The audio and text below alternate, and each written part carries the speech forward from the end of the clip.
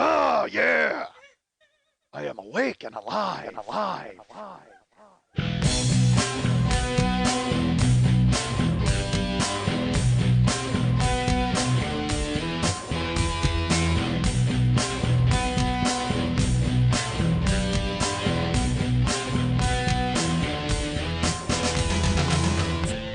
I'm so great I gotta say it twice and cut it out once. My head's a syrup bottle that's getting tipped over every Wednesday. You're a storyteller in a storytelling podcast, and the only story you're telling now is a story about stories you don't want to tell! What the fuck? Hey, what's happening, Mike Schmidt, 40-Year-Old Boy podcast. Folks, I don't know if you can hear it in my voice. Perhaps, I don't even know if you can hear my voice. Let's go ahead and say it that way. Not that you can't hear it in my voice. But I don't know if you can even hear my voice over the creaking of my old bones, folks. Oh, my God. I am, I need to be unfolded. I need to be stretched. I need to be taffied. I need to be something at this point because I am sore. Fucking sore, man. I mean, our friend Lily, I shouldn't do this in front of her because she's sore for legit reasons, all right? She got in a car accident.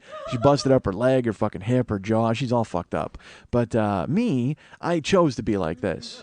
I threw myself into a fucking Vegematic and turned myself into this person because, I've wasted my life up to this point, as all of you know, and now this is the year it all changes. This is the year we get back into shape and we go ahead and make things happen, and you don't give a fuck. You're tired of hearing about it already. What is this, episode 6? What is this?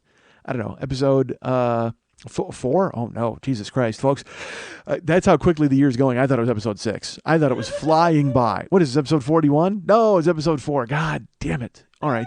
So this was the year, as you all know, where I am to restore myself to my former glory. And by the way, that's a complete lie. I've never had any glory. There's no former glory to speak of. I have never had any glory. Nothing's been glorious about me. There's been a lot of former, I can tell you that. There's been a ton of former for me, but certainly no glory. I guess we're talking back to the halcyon days after I had my surgery when they turned my stomach into a coin purse, and I went ahead and I started working out and lifting, and I got down to a reasonable facsimile of a human being. I was a monster, folks. I was a goddamn jet engine. No, I was more of a, what's the locomotive engine? What's the front car of a train? That's just the engine? Yeah. I guess that's what I was. Folks, I was a train engine. That's what I was. Whatever. I got down to like fucking 267, and I had like 18% body fat, and I was just looking good and feeling good, looking good, Billy Ray, feeling good, Lewis. And then everything went back to hell. But now things are changing, as you know. I've made this pledge to where I'm going to go to Portland and involve myself in this Warrior Dash, and I'm going to lift. And I'm going to tell you all about it. I was going to blog about it, folks, but unfortunately I haven't gotten the website squared away just yet. That's all on an agenda. I had a conference call today. I'm going to yawn because literally that's the 4th yawn I've stifled just in this fucking podcast.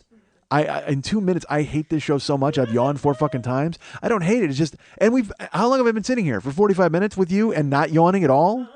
And then all of a sudden but I will tell you this, that's also a condition of my working out. I guarantee it because, I don't sleep enough. So then when I go work out and I lift, within 15 minutes, I start yawning, like really heavily, like deep yawns. And he's like, well, that's just your body trying to get oxygen. And fuck, why? What's going on? God damn it, zombie yawns are coming again and infecting my body. Terrible. All right, so I will try not to yawn. And that's not a cue for you guys to yawn, and that's certainly not a precursor about what I have to tell you. Yeah, this will be gripping, this show. This will be an amazing amount of information that you won't find boring in the least. It's certainly not tedious at all. Boy, it's never good when you have to spend the beginning of your show assuring people that there will be no tedium to follow. Believe me, stick with me. There's no tedium coming up. Certainly this is tedious. Me telling you about the tedium, there could be nothing more tedious than me telling you about tedium. However, I can tell you in the future, no tedium. You know what? This show is tedious. It's front heavy with tedium. I won't lie to you. I can't say that it's not. This show is certainly front heavy, front loaded with tedium. But at the back 9, holy fuck, no tedium to speak of.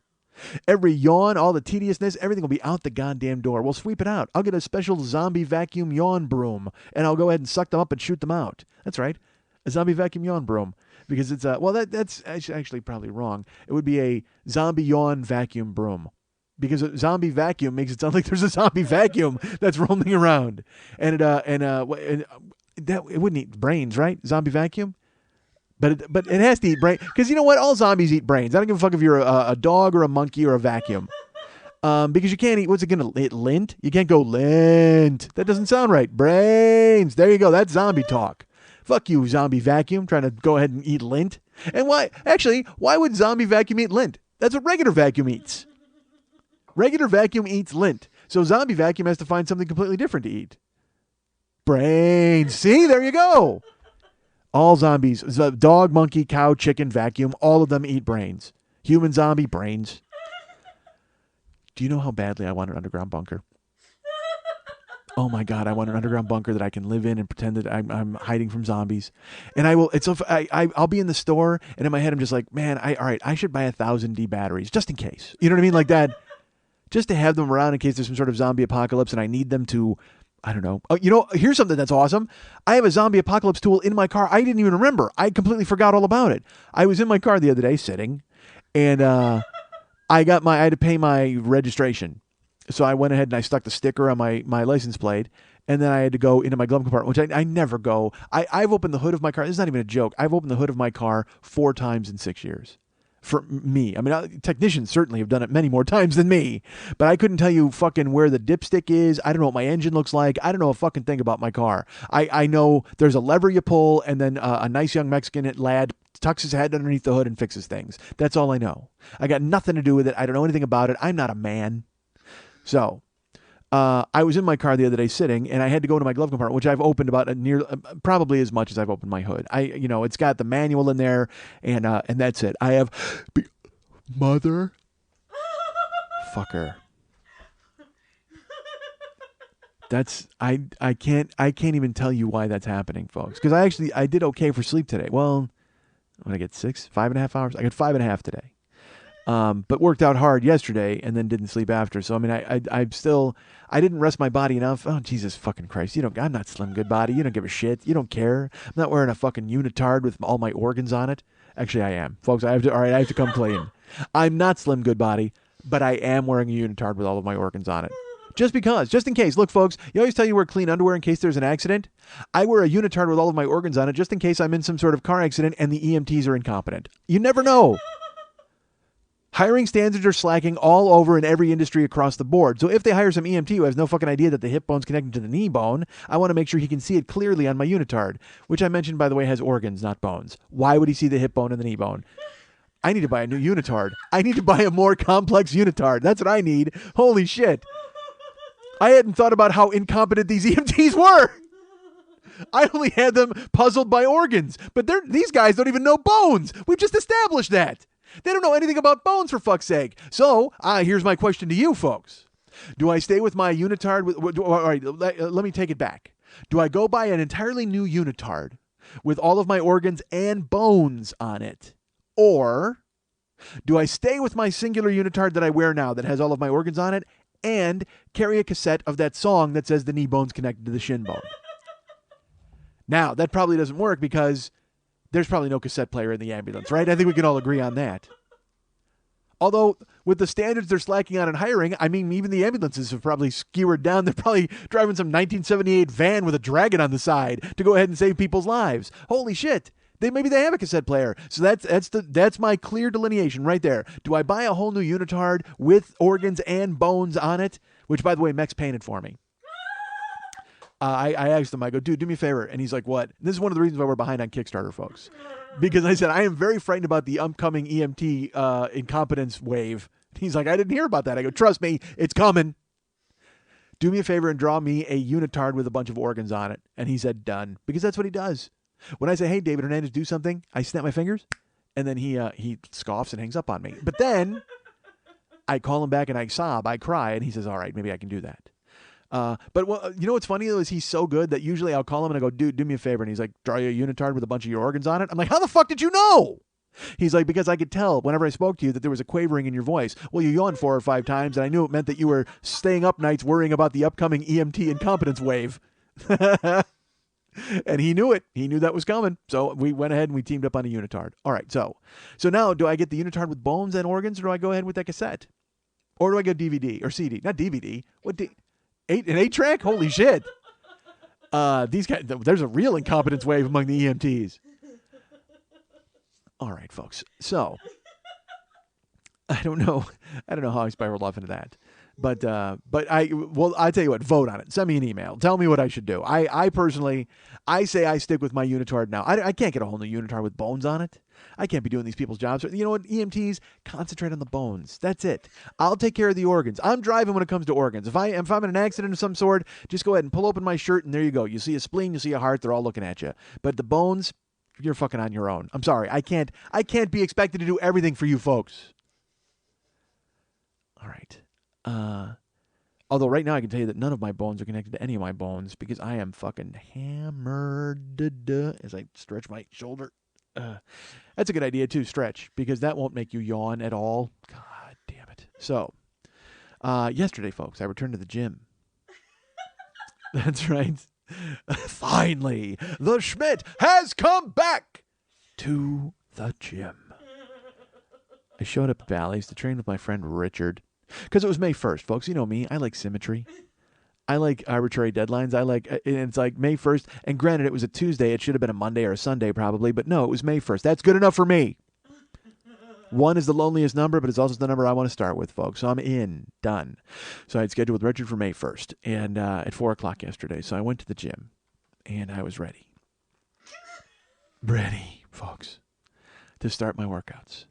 And everybody's like, well, what happened with your workout? Well, here's what happened. I went and I saw my friend Richard. He showed up, and he see, you know, it wasn't anything elaborate because all it is right now it's just getting used to being physical. That's all it is. It's getting used to being stretchy and jumping around and doing things. So I showed up and there was no Richard just yet, so I warmed up a little bit myself. I just grabbed some 20-pound dumbbells and I did 25 curls with one arm, 2 arm, 2 arm. Did that.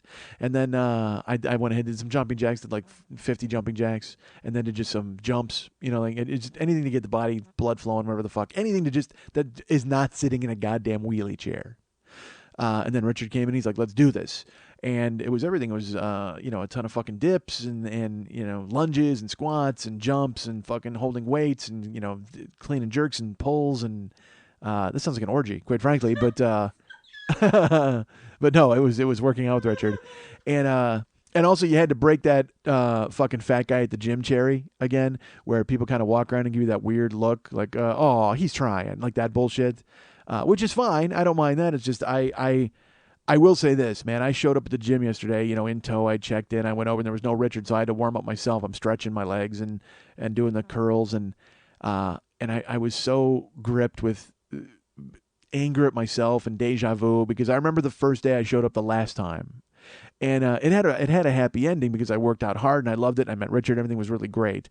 But I was so disgusted with myself yesterday that I had let myself get back into that position, that I was now back where I had started from in 2006 or 2007 or whatever the fuck it was. So 5 years later, I'm back as me, trying to turn myself back into something that I can respect or enjoy. Enjoy? That might be the wrong word. Wow, I enjoy me. Although, believe me, once I can start getting thinner and thinner, I will enjoy myself as often as I possibly can. Not that I don't now, folks. Not that I don't now, of course. But it'll be a lot easier to enjoy myself then because it'll be like a different person. All right, so God knows I can't wait to get my hands on a different guy. So I'm there getting ready and stretching and all this. And I will tell you this. The gym, as you know, I'm not a fan of the gym because everybody's, they hawk around and people are giving you, there's muscle dudes walking around in weight belts for 5 hours staring at themselves in mirrors and looking at you. And then they all have a tip for you. Everybody's got a tip for your form. Shut the fuck up. All right. But then, at the gym, there's the, disgusting stuff that happens at the gym. And I've talked about that on here. All right. I've seen terrible things at the gym and it happens occasionally. I mean, I saw a guy who had shit hanging off of himself at the gym. He had shit on the floor of the gym. And I've told you that story. That's in year 1, I think, actually. And then I told other gym stories in year 3 or year 4, perhaps. I don't know when the fuck they were. Who cares? But literally first day back in the gym, I have a story to share with you folks. A story of disgust, a story of horribleness. Because first of all, when you walk into a gym, it just smells like staph infection, right? I mean, because it's just, people are sweating all over everything and nobody's cleaning up after themselves. And I will tell you, all right, I'll just deviate real quick. I go to work out in the little training spot where I'm warming up. And this Asian dude showed up. And he just starts lifting weights. Just starts doing and he's doing those old school fucking exercises. Like like standing in place and doing leg lifts and fucking like Russian twists. I mean, he was just and by himself and in jeans or not jeans like brown slacks with a belt. And like a keys hanging off. It looked like a janitor had just wandered in, and before sweeping up, he decided to get some hi-yas in. I mean, it was fucking crazy. So he shows up and he's lifting, the weights, and it's that old man. He's got that old man form. You know what I'm talking about? Where they like pick up a weight bar and there's like, and they make noises and they make faces and they're just. And I'm sure I do the same fucking thing because I'm old, all right, but I'm not as old as this motherfucker. And he was totally Asian, like his face was so Asian. I think he was Korean. He was probably Korean, and he's working out in a button shirt and fucking slacks and a key thing on his belt and just going to town in black soled shoes. I mean, he looked like, again, like he was there to read the meter and decided to get in a quick workout. So and he's like, and he's doing that thing where he's holding the weight bar over his head and just jogging in place. All these old school exercises that you would do, when you were a kid in 6th grade in gym, and he's doing it. He's busting them out. And I'm looking at him just like, whatever the fuck, that's fine. Good for you.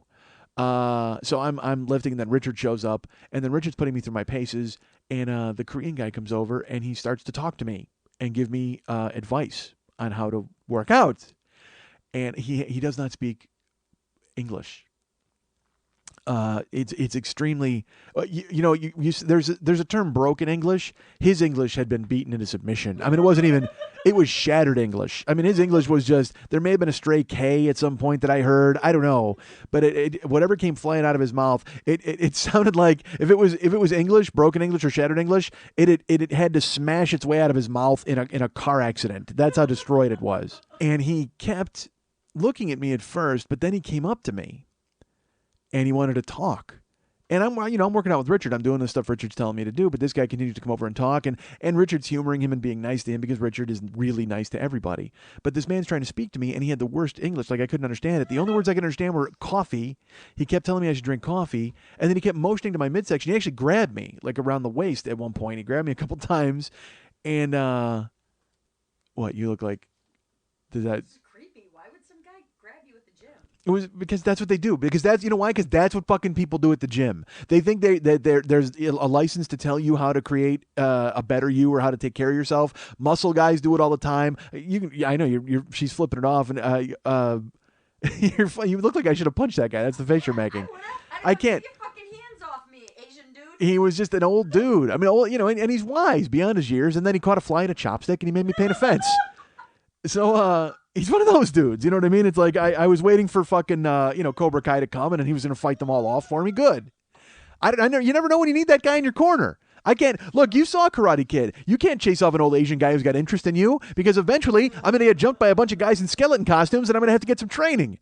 So fuck yeah, I need that guy on my side. And he comes over and he's like motioning to my midsection. He's like, telling me to sand the floor and paint the fence. And I'm like, look, I understand all of that. Of course, I saw the film. And I asked him, I go, that's a great belt that you're working out in. And he said, JCPenney, $5.98. All right. Oh my God. So he's helping me out and he's telling me things. And then he drops this. This is the only thing I can understand. He's telling me to drink coffee, like I said. And he just keeps saying no, like in pointing at my stomach. Of course, no. That's why I'm here, sir. I say no to the stomach as well. I'm trying to get rid of it. This entire body, I'm trying to transform into something that you'll say yes to, my friend. And then he lets it slip. He goes, me. 79. He's 79 years old, this old dude. So I got news for you. If you're 79 years old, you can wear a motherfucking pair of slacks at the gym. I told you, once you get old, you should be able to do whatever the fuck you want at all times. We forget about old people and they're eating cat food whenever the fuck in this country. That's fine. I told you, old people should be treated like kings. And even though they're assholes. All right, look, old people suck. We all get that, right? Old people are awful. And I say this as an old person. But people that are older than me, like the elderly, the silver foxes of our group. These old people, they need... even if they're just complete cunts, we got to just give them stuff. We need to give them free food. Old people should not have to pay for a fucking thing in this country. They probably fought in wars. They did all sorts of crazy shit. So they should be able to walk into a restaurant and someone should go, here's some fucking soup. You know what? Because you know what? That ameliorates the cost for everybody. Just free soup. That's not asking too much, right? Old people should get free soup for the rest of their goddamn lives. And all soups. Don't fucking relegate them to just a vegetable soup or a goddamn chicken noodle soup. They should be able to walk into any establishment that serves a soup and get it for free just because they're old. I understand there's like an ARP menu and these old people shit. Fuck that. There shouldn't even be an old people menu. Well, I mean, there should be if they want to pay. They can pay for other foods. But as far because we got to keep these old people alive, man. They're our touchstone to the past. I guess so. They're human textbooks. And they smell like it, too. They smell musty as a textbook. Holy macaroni. But if they want to show up and work out, then they should be able to. And I mean, that guy I hope he doesn't belong to the gym. I hope he doesn't pay. I think that old dude should just show up in his slacks and be able to do whatever the fuck he wants at all times. I'm coming out in favor of the elderly. I say, fuck these Gray Panthers. They should be walking around and getting free shit all the goddamn time from all of us. You should just, if you see an old person, give them a quarter. You know why? Because to them, that still has value. Quarter means fuck all to you, right? What's that mean? 1/4 of your laundry? Bullshit. Give it to an old person. Walk up and hand them a quarter. Next time you see an old person, walk up and hand them a quarter. And then take them into a restaurant and punch the manager and go, give this guy some free goddamn soup, you selfish cunt. All you people withholding your soup from the elderly, stop withholding soup from the elderly. They deserve it. They made this country what it is today. Well, hold on. I don't want to put that on them. They went ahead and did everything they could to try to make this country the best it could possibly be. And however it's turned out with the Kardashians and whatever else the fuck happened, we can't really hang that on the old people. But still, the old people did everything they could to try. I mean, they look around. You see a tree? They planted it. Old people planted that tree. Granted, maybe not the old people I'm talking about. Could be old dead people from a million. Could be the Games of Thrones guys. Those dudes might have planted that tree. They were around. Game of Thrones, that little fucking midget dude, he might have planted that tree. That's fine. But still, all elderly people represent that midget. So go ahead and do the favor for them because they planted a tree that it puts the very air in the air that keeps you alive. I don't know if it puts the air in the air. It puts oxygen in the air, right? Don't trees, they belch up oxygen? Yeah, fuck. That's if I can bring any message to you today, folks. All right, it's this. Photosynthesis. That's all I try to tell you about right now. Photosynthesis. Give a quarter to an old dude and bring a cassette of hip bone, shin bone, and have it strapped to your thigh at all times in case there's a car accident. These are lessons that you should learn. Take them and run with them. Old people get free soup and quarters. God damn it, why not? All right. So let's get back to this guy. I'm there, and he has me tend his bonsai tree, which I don't care for, quite frankly. I'm in the middle of a workout. Plus, he's Korean. What's he doing with a bonsai tree, right? So, but he's very nice, and he then he grabs me a few more times, then he shuffles off, and then Richard and I, laugh and laugh, and then we each throw a quarter at him. So, but as I'm working out, I look into the area I'm working out in. There's a view of the pool. This place has a pool and a hot tub and a steam room, of which I will avail myself soon in the future. Because my plan is on days I'm not training, I'll just be there running, and then I will go ahead into the steam room for an hour or so, and watch all of the old people in there as they fucking try not to trip over their ball sacks. So, I'm lifting with Richard. More cardio stuff, really. Not cardio, lunges, whatever the fuck, you don't care. And I can see into the pool area, and my pool area is just It is awful. I mean, it looks like if there was a pool at Auschwitz. That's what it looks like to me. Wow. Because it's all these bony old, look, and again, I know I just said we should help the old people. All right, yes, we should give them quarters and soup. However, as part of the bargain, old people, you don't ever get to use the pool. You never ever get to use the pool. Unless you own a pool. If you're rich and old, that's fine. Use a pool in your own backyard. Don't take your shirts off in public, old people. Oh my God. Nobody wants to see your Treblinka tattoo number on your fucking forearm. Nobody wants to see your spidery gray hair as it shoots forward and almost pokes me in the eye from 5 miles away. That's right. I can see it coming from 5 miles away. The sun catches it just right and I'm like, oh my God, what is that? A bear? No, it's a fucking old person with his shirt off because he has that horrible gray, because folks, gray hair it's not pleasant hair. It's not pleasant hair on top of your head. It's like kind of wiry. But then imagine it on your chest, because I have some like gray chest hair, and oftentimes I will use it to scratch off the lottery tickets if I don't have a coin. I mean, that's how fucking strong it is. It's just got that weird tensile strength where it's just shooting out. It's like a fucking porcupine, like a gray porcupine. It's awful. So old people, keep your clothes on at all times. We're giving you soup. That's a good deal, right? We'll give you free soup. You just keep your clothes on. Because I look into the pool and it is just this. it looks like a zombie fest just because old people don't swim. They just wanted to be in there to rest their bones, and then they walk. Oh my God, is there anything creepier than old people walking in the pool?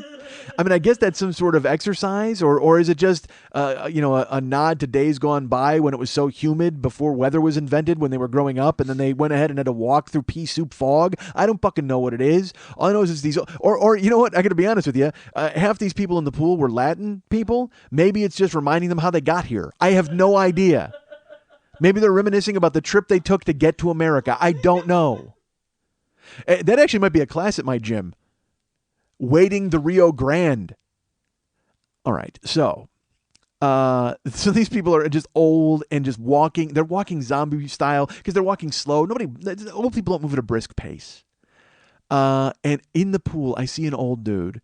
And this guy's not as old as the others. There's old people there, man. I'm talking like gray, fucking, bent over, gnarled, handing a fucking apple to Snow White. Like those kind of fucking old people. And meanwhile, there's one guy who looks like, and that's always freaking me out too, is there's this pool full of old people. It's just this tepid water full of the elderly.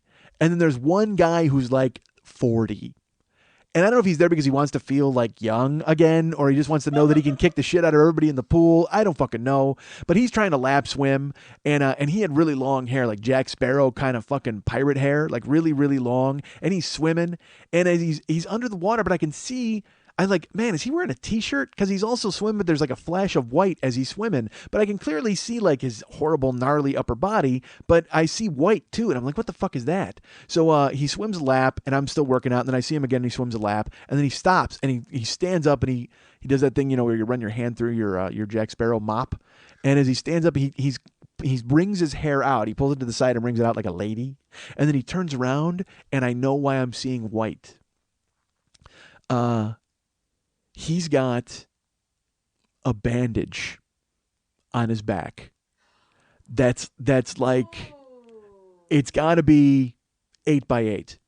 It's like 8x8 on his back, like covering his entire scapula. Like his entire right scapula is covered with a bandage, and he's swimming in the fucking pool. It's bad enough he's in there with that hair. Put on a goddamn hairnet, Sparrow, all right? But, the hair is a health hazard. We all agree with that. And I don't know if he was mocking the old people, too. Like, look at my hair. Ha-ha, it's gorgeous. But then when he swings around and I see that fucking bandage on his back, and I'm like, and I said to Richard, I go, dude, that's awful. And he's like, what? And I go, look at that guy in the pool. And he looks, and he goes, the old guy? And I go, what do you mean the old guy? There's a million old guys. No, the one non-sort of old guy. And he sees him, and now he's facing us. He looked, who he looked like? Kenny Powers from fucking Eastbound and Down. He looked like Danny McBride as Kenny Powers, like with that weird like fucking mullet and a mustache.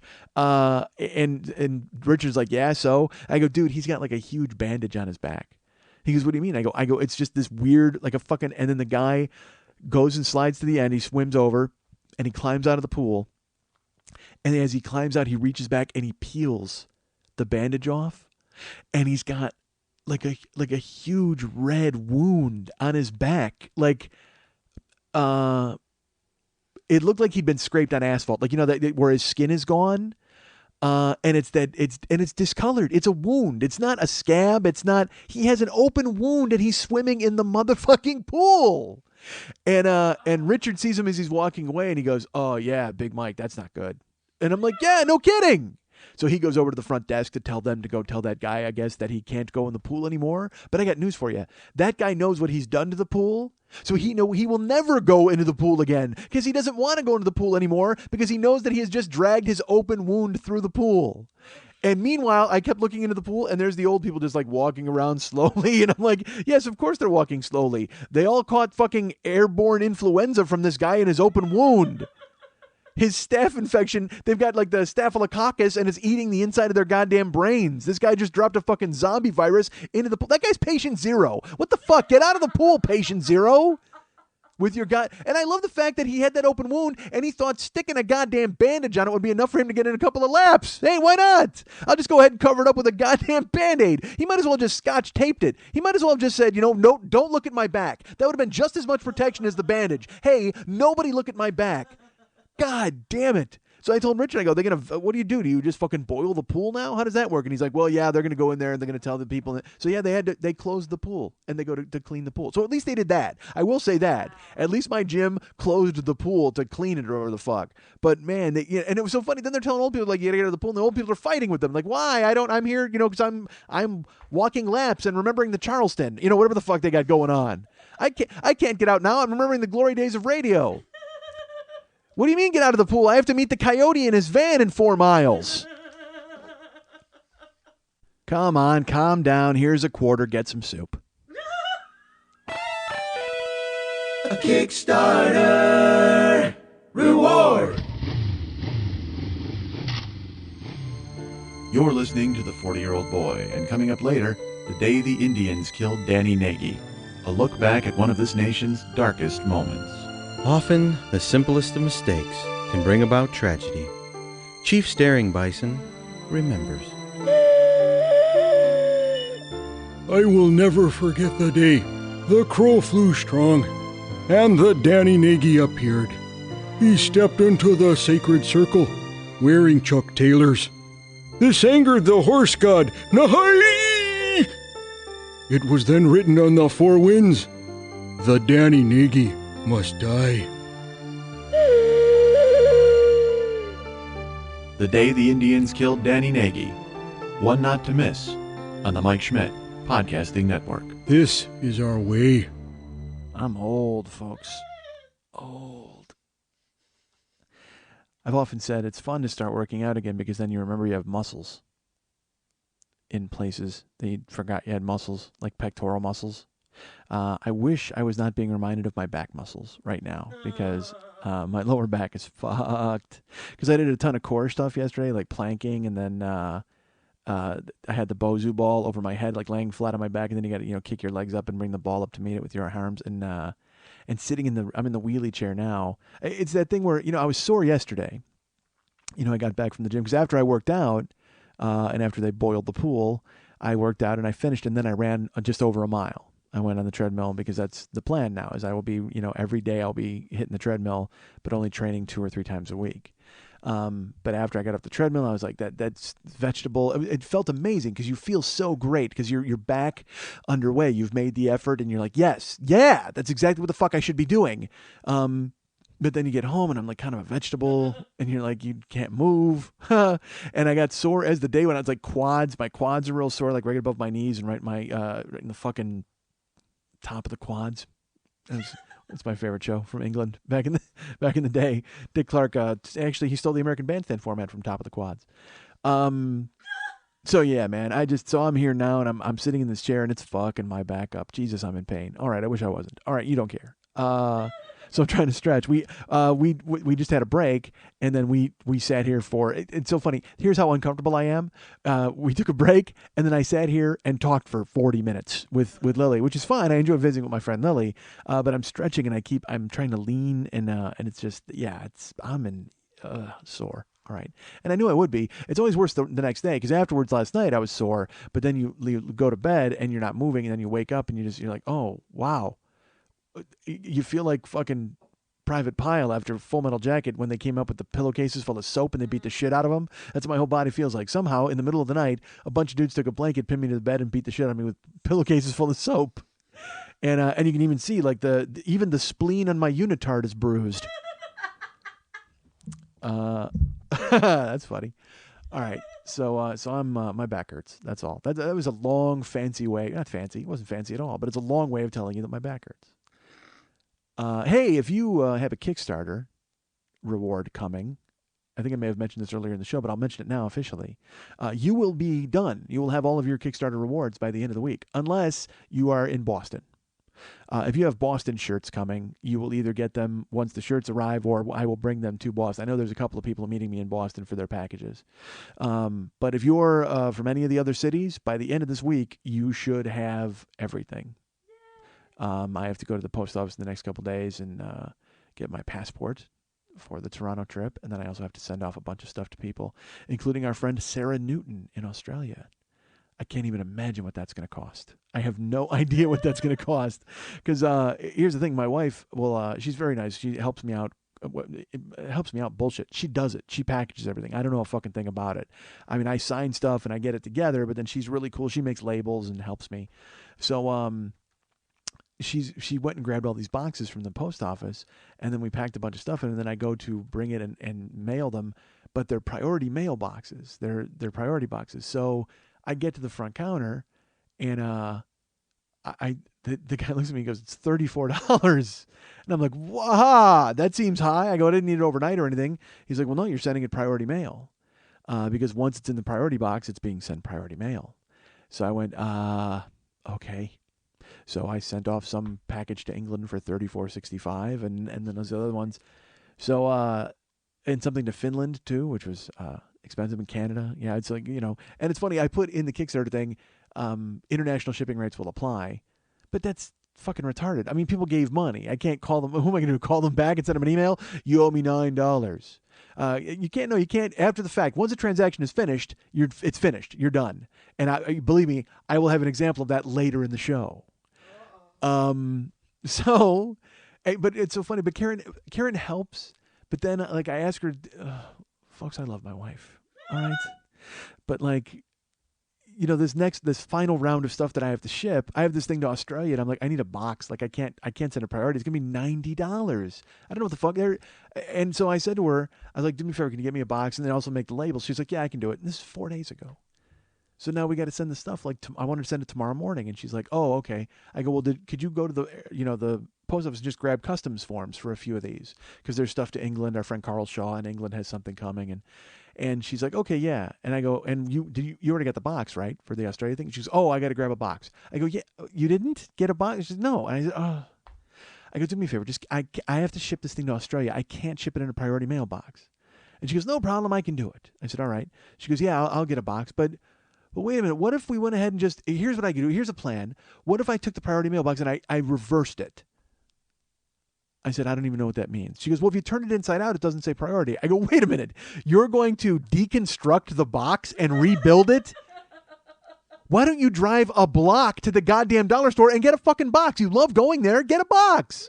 And she's like, "Well, no, it'll work, because then we have these priority mailboxes. All you do is just flip it and you just build it backwards, and then it's inside out." I'm like, "No, they're going to know. It's got to say something on the inside that says priority. And even if it doesn't, what if it falls apart in shipping because of you and your box deconstruction skills?" I go, "Why can't you just get a box? Why does it have to be a plan? Why do you have to think of the trouble it's going to take to deconstruct the box? You could drive a block, get a box, and come back. That's it."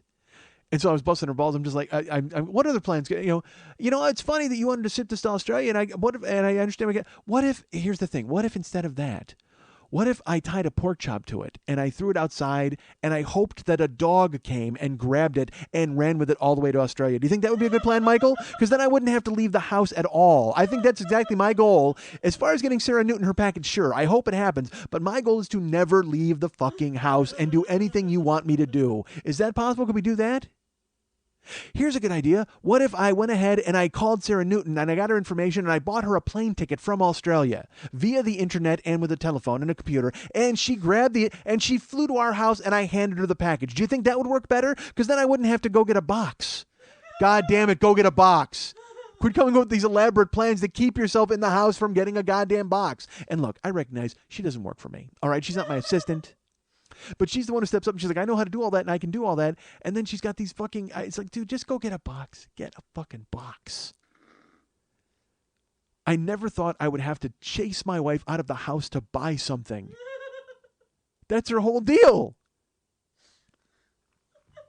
All right, so watch the skies, folks. If you're in another country, keep an eye out for a random dingo who might run by with a fucking package tied to its neck. Jesus Christ. All right. Folks, my back. I feel like let me tell you, there's nothing more elderly than a back injury. There's nothing that makes you feel more infirm than your back hurting, or you're just, because it's just like this groaning and you're it's just awful, making involuntary noises, because it pushes air out your lungs when you stand up, and it's like that weird catch in your, oh man, it's awful. And I've let myself get into this position. It's completely my fault. I don't blame the chair that I'm sitting in. I don't blame the trainers. I certainly don't blame wounded Jack Sparrow. It wasn't his fault. Although he certainly did ruin my day yesterday. I wasn't going in the pool. Look, I never go in the pool because I want to sit in hot water. Like I want to sit in the hot steam room or the hot tub. Getting in the pool just seems, and because they don't, look, here's the thing. When I'm in a pool, it's got to be cold because otherwise it's just a hot tub. I hate those people who have a pool that's like at 80 degrees. I'm just like, what the fuck? Why are you doing that? Go get a hot tub if you want to sit in the hot tub. This is a bath. And then it's like a lukewarm bath. When you jump into a pool and it's not freezing, pools should be freezing. Your nipples should burst open. That's how cold it should be. You should dump into a pool and your nipples should actually get so hard they break open. That's how cold a pool should be. My dick should crawl up into my throat. That's how cold a fucking pool should be. I don't want anything to do with a warm pool. Fuck that. That's just like being in a bath. Ugh, awful. I might as well have a bar of soap and just jump in and clean up. All right. Because we have a pool by my house and they don't turn the heater on in the winter. And then in the summer, they turn the heater on. And I'm like, what are you doing? It's 110 degrees in the valley. Why are you turning the heater on? Well, and I'm not going to do the French accent that my fucking owner has. Italian. He's Italian. Why would he have a French accent? You don't care. His name's Mario. He's a good guy. He's 95 years old. All right. And then he's going to die, and then his daughter's going to sell the building, and then some dastardly guy with a fucking stovepipe top hat and a goddamn handlebar mustache is going to kick me out into the street. And then my wife's going to go, well, look, I can build this box inside out and we can live in it. All right.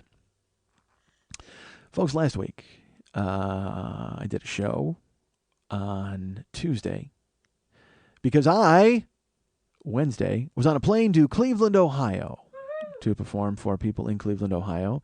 It was the third of the 4 Kickstarter cities. I've already been in Atlanta. I've already been in Washington, D.C. Now I've been in Cleveland with Boston on the horizon, folks. But last week was all about our friends in Ohio. I was excited to go. I've not been. I've been at Cincinnati. I worked Cincinnati at Go Bananas, which actually is still there. I actually liked Go Bananas, man. I was there with Pardo one week, and it's in a... They may have renovated, I don't fucking know, but I was in Go Bananas, and it was... Here's the only bad thing about it. Well, why don't I tell you the good thing first? I was about to tell you how great it was. It looks like it's a basement. Like it's really dark and the really low ceiling. I would say the ceiling's only about 6'5". So it was like, maybe 7 foot. And it was like this clearance. I mean, it's a real small truncated room, which I like working in that. That's what I enjoy. The only thing was, however, in Cincinnati, they didn't have the no smoking yet. So in that low ceilinged room that was so small, it was like being in a smoke ocean. Like it was just because you would see from the back of the room just the layers of it and seeing the person through the mist. It was fucking ridiculous. It was like the entire show was like the crowd was sneaking up on the comedian. I mean, because you were just peering at him through a cloud or something. It was so ridiculous. And the crowds were great, man. I killed all week and had a real good time and played poker with the staff. We had a good time in Cincinnati. And I've been in Lima and Akron and all over the fucking place, but I had never played Cleveland. So I was excited to get it done and Kickstarter squared it away. So I had to fly out last week, and I will tell you, finding a flight to Cleveland, difficult. I waited as long as I could. I don't know if I've covered that on here. It was $475 for the longest time. And I kept going, well, it's got to go down. There's got to be a special. It's got to go down. There's got to be a special. And then I finally waited until like a month out, and then it was $509. And I go, I need to buy that now. So I bought the $509 ticket to Cleveland, and I bought it on, and let's put it this way, I could have gotten cheaper if I would have had like a 7-hour layover and I would have, had stops. There was a flight that had 2 stops. But not even that much cheaper. Like it was weird. When it was $475, that was for a nonstop, but it was like $461 for a one stop with a 2-hour layover. And I'm like, why the fuck would I even do that? Pay the $15 and be done with it. And I don't like. I'm not a layover guy. I mean, nobody is, right? Nobody is. Nobody likes to stop. And to me, $30 to stop. It just seems incongruous. Just pay it and get me the fuck there. And also, the other flights all left at like 10 or 11 in the morning. With a layover, so I wasn't getting into Cleveland until 8 or 9 at night, and because I'm flying to the future, I'm losing the 3 hours in the air. I'm like, fuck that. So I wound up buying a nonstop that left at 6:30 a.m.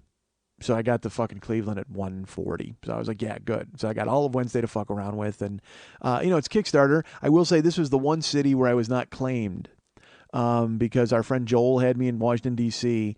But our friend Francis also wanted me in Washington, D.C., so I split the time with them basically there. I hung out with Joel, had a dinner with him, had a couple of meals with Francis and all that. Because the fourth person who could have claimed me for a dinner was a guy named Ed Kupfer. and he couldn't make it out. He was just like, well, I think he's going to do it in Toronto, or he might not. I have no idea. But regardless, in Cleveland, I wasn't claimed. I was claimed by somebody, but then they wound up not coming out and making the show. So I'm like, well, that's fine, whatever. I can't. I can't control how you run your life. You do your thing. That's fine. Enjoy yourself. If you want to go ahead and pass up staring at me while I eat a sandwich, then that's on you, motherfucker. But I had plans. I didn't know what I was going to do, but I was excited to fly. So I get to the airport because I'm always excited to fly, folks. And I got to check. I was bringing a bunch of shirts. It was exciting. I was excited for a trip because anytime, dudes, if I could be doing this fucking show every week, I would do it. If I could just go, I would go out, on Thursday, fly out and do the show on Friday, meet people, do the show, sell some shirts and bail. But unfortunately, nobody knows who the fuck I am. So that's not possible. I can't do it. Oh, and by the way, I needed to clarify this. Somebody wrote me, I got a call tomorrow. Somebody's like, hey, you're on the Comedy Bar website. That's pretty awesome because that's in Toronto where I'm playing. They go, your show's a half hour. It's true. I'm scheduled from 7:30 to 8, and then they have another show at 8 o'clock. So unless that show is my backing band, or a group of people who are going to, maybe they're deaf. Maybe they're just guys who are going to sign my show for 3 hours. I have no idea, but I've got to call the Comedy Bar and clarify that. I think it's just a clerical thing because that show is usually a standard Friday night. And I think maybe because I rented the room, they forgot to take them off of the calendar. I hope, because it'll be very bad if I go ahead and buy a plane ticket and airfare and fucking hotel and shit to go to Toronto, and then I wind up with a half-hour show. Then we'll just have a meet and greet, folks. We'll go out and we'll drink some syrup and kill a moose. What the fuck? Let's do it. But it's all about Cleveland right now. That's where I was going to go, or what I was going to do last week. So I get to the airport on Wednesday. Karen drops me off early. It was like 5, quarter to 5. 6:30 flight. I just like to get there early, whatever the hell. And by the way, I have to tell this story while Lily works a lollipop for the next, half an hour. She just literally unwrapped it, and yeah, all right. No, that wasn't a bad, because I was watching. It's like, and because she didn't just jam it in her mouth. I mean, she, decided to, because her jaw's all screwed up. So she's got to, all right. That's fine. So I get to the airport on Wednesday, and I will say this. I was in a hurry because it's early, and I worked until a certain time. And then I went home, and I jumped in the shower, got changed, and hopped in the car, and I started for the airport and fucking forgot to get money. I hate forgetting to get cash. And normally I don't care about cash. I'll pay with my throw punch card and what the fuck. But I learned in DC that not every cabbie takes credit card. Because in New York I was able to pay credit card in all the cabs. But then I usually rent a car everywhere, but now I've decided, fuck that, because that's $300 a city that I'm paying to rent a car and park. So I decided after D.C., I said, fuck it, I'll take cabs everywhere. But D.C., I had to pay cash. So in Cleveland, I'm like, oh, fuck, I'm going to have to pay cash for cabs, and I forgot the money. God damn it. But the good news is I knew there was an ATM for B of A at the airport. So Karen drops me off. I check into United. They did not make me take my belt off again. United doesn't give a fuck if I hang myself. I mean, that's what I've pretty much decided at this point. United doesn't give a shit if I hang myself with my belt on their flight. Everybody else is very concerned because they don't want to lug my fat ass out of the goddamn smallest bathroom in the history of the world. But everybody at United, they don't give a shit. Go ahead, kill yourself. Take your belt. Enjoy yourself. Nobody said anything. I just walked through with my belt. Nobody said anything. My pants didn't fall down. Everything was good. And I went and got dressed, and I emerged from TSA. There was the B of A ATM, and there was a family of 3 in front of it, a man with his 2 daughters. And the ATM was making this noise, beep, beep, beep, beep, like a crazy noise. And I'm like, well, it's not backing up, so there's got to be a problem. So as I approach, he's pushing buttons, like randomly just sticking his finger into the button pad. And he goes, all right, we got to go. And his daughter's like, well, it didn't work. And he's like, I know, we got to go. And I said, it's not working. He goes, good luck. That's all I can tell you. Well, dude, I didn't tell you to fix it. I'm just asking you if it's not working. Just, I'm sorry you're in a hurry, but answer the question. But he ran off. So he and his daughter. So I looked at the screen and it said the ATM is unable to read your card. So whatever the fuck, loser, fix your card. So it ends, stops beeping. And then it's my turn. So I jam my card in there. Beep, beep, beep, beep. The ATM is unable to read my card. So apparently he wasn't a loser, or he might have still been a loser, but it turns out that I'm also a loser. And I was so pissed because I'm like, really? God damn it. But the only saving grace is I knew there were more B of A ATMs in the actual terminal by the gate. But I tried it again. It didn't stop me from trying it again. I jammed it in there slowly this time, and then the thing where you scrape the card on the side of the machine and then you slowly put it in, and it's just none of it's working. So I went to my gate, And oh no, you're not. Shut up. You're not gonna pour. You're not gonna use the same cup. Do not use the same cup. Oh, that's disgusting. I can't believe you're doing that. Oh, folks. All right, listen. I'm gonna throw this out to you, folks. Why not? Why is that a good thing? Why would you do that?